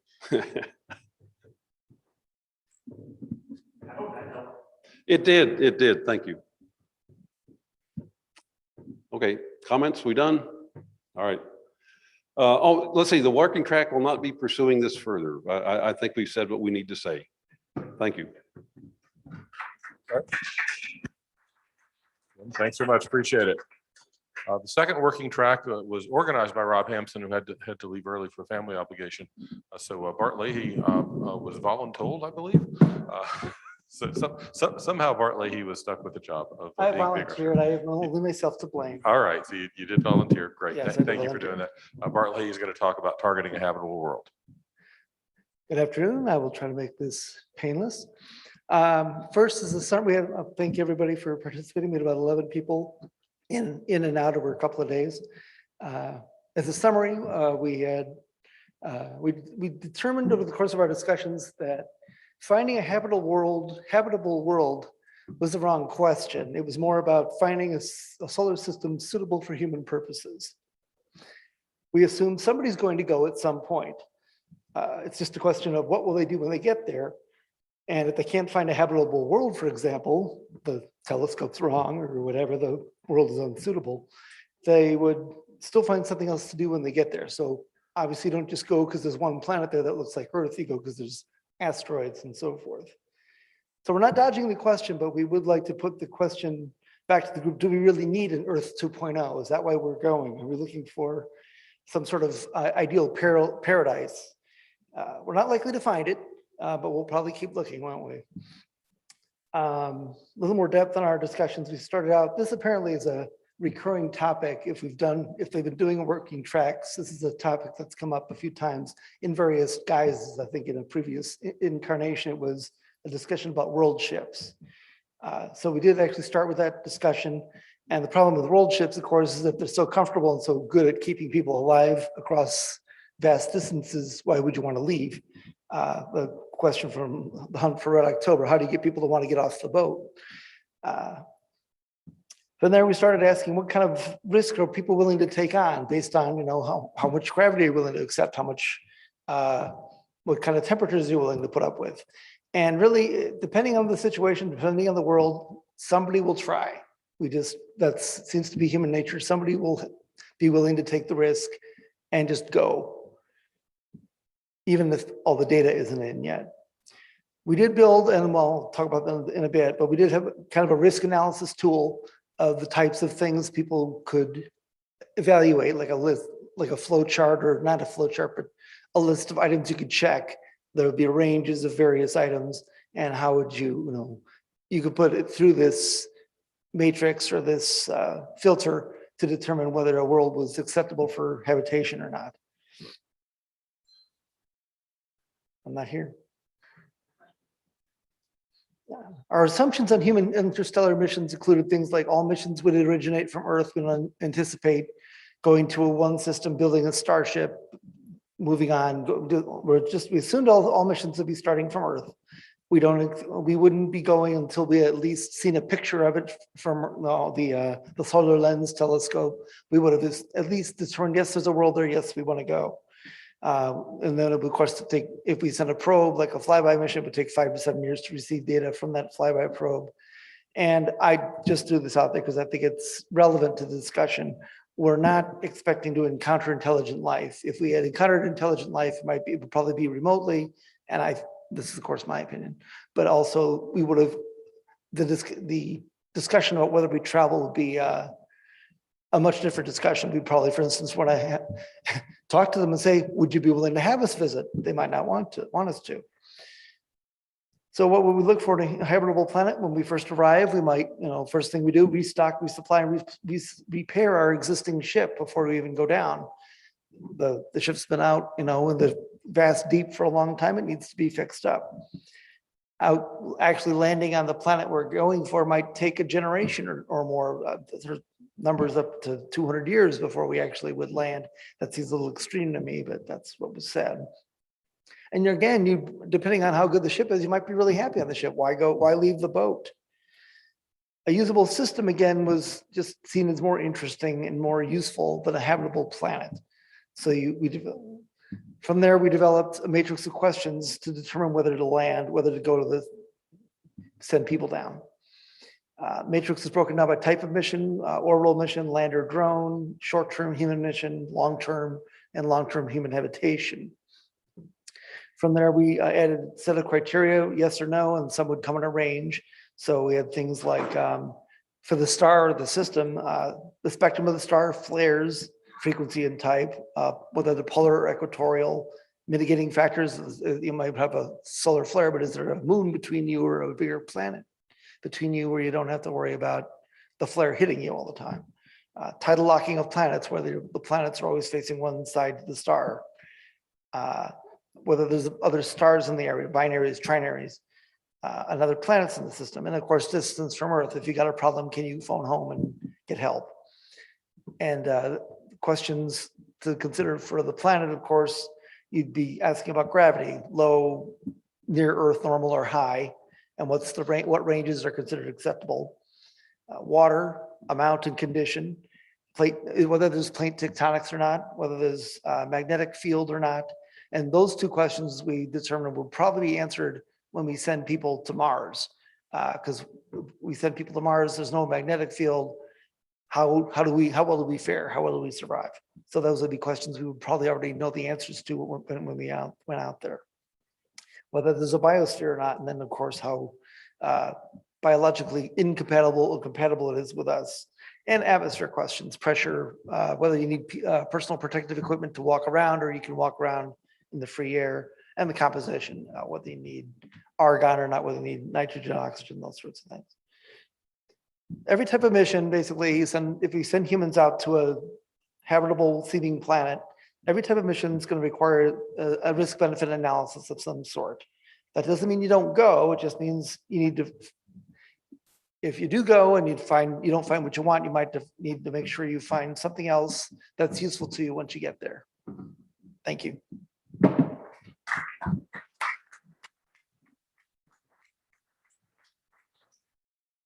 Thanks, Bart. Appreciate it. Thanks very much. All right. I lost count. I think we had 38 presenters. There might have been more. We've had a lot of people talking to you the last 3.5 days if you're here on Friday. I'm next to last, so we're just about done. I do want to thank everybody for being here, for being part of the discussion. A lot of the value of a symposium like this happens in the coffee room, happens at lunch, happens at dinner, and it's hard to do over Zoom. So for those of you who are physically here, thank you. We appreciate it. Lunch is on your own. There are 22 restaurants within 3 blocks of where we're standing. Is Karen Liptak in the room? She may be out at the desk.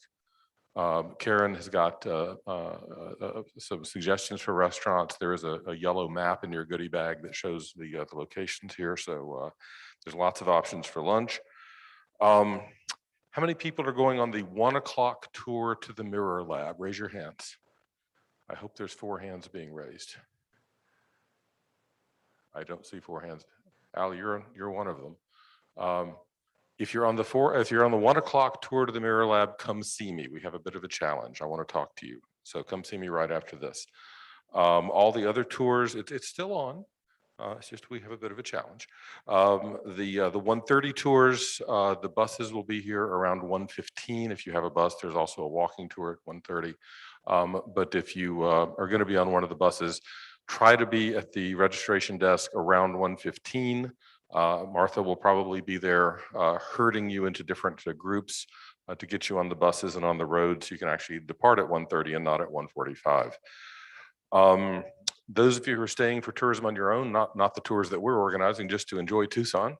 If you've got questions about what to see, come see me. There's a couple of books in your bag which talk about a lot of things. You could spend, well, I've spent 4 years here and I haven't seen everything yet. So there's lots of things that you can do. Hospitality suite, I believe, is open starting about now. Martha?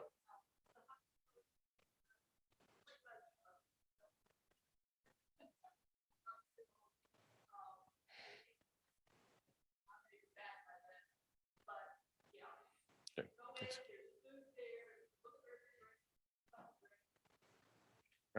All right. And then I just want to thank some people. I actually see Lawrence Lee standing there next to Martha. Lawrence, raise your hand. Lawrence did the artwork on these posters, so thank you, Lawrence. Great job.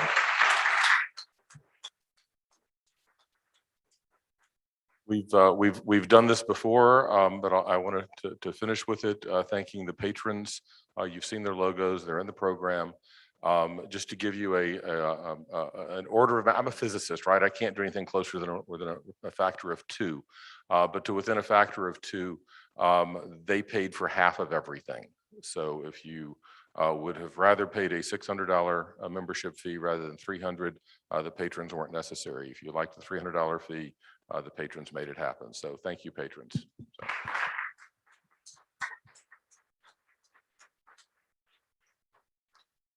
I again want to shout out to Charlie and Jessica in the back, wave. So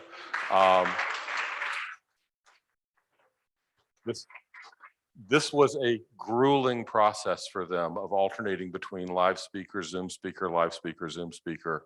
It's kind of like the duck on the pond that is just sailing along smoothly and they're paddling like hell underneath. That's what they've been doing. They made it work. For those of you who are in Arizona, and if you need AV support, go to AVMS. They're awesome. So thank you. Appreciate it. And finally, just again, thanking all the volunteers. Nobody gets paid for this. This is a completely volunteer effort. And we really appreciate the volunteers who made it happen. So we will put some of you back to work again promptly. We are starting a membership program for IRG, so you can stay connected between symposia. That's on the website. We'll start doing a big push about that as soon as we get some sleep. So we'll be pushing that. We would encourage everyone to become a member. There's different levels, like everything else.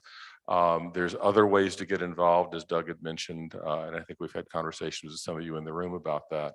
You know, onward and upward, there's great things ahead for this organization. Glad you're all part of it. And then to sing us out the door, I'm going to hand it back to Doug. Thanks.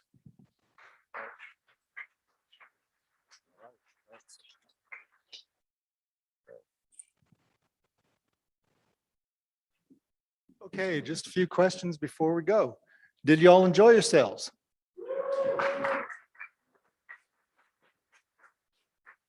Y'all coming to Montreal?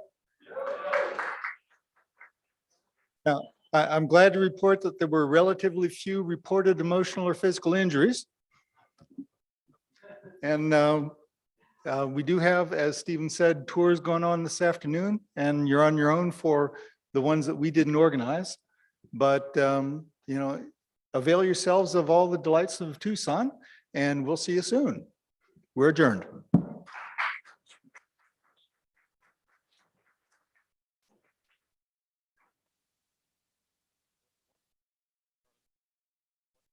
Mirror Lab, come 1 o'clock Mirror Lab, come see me.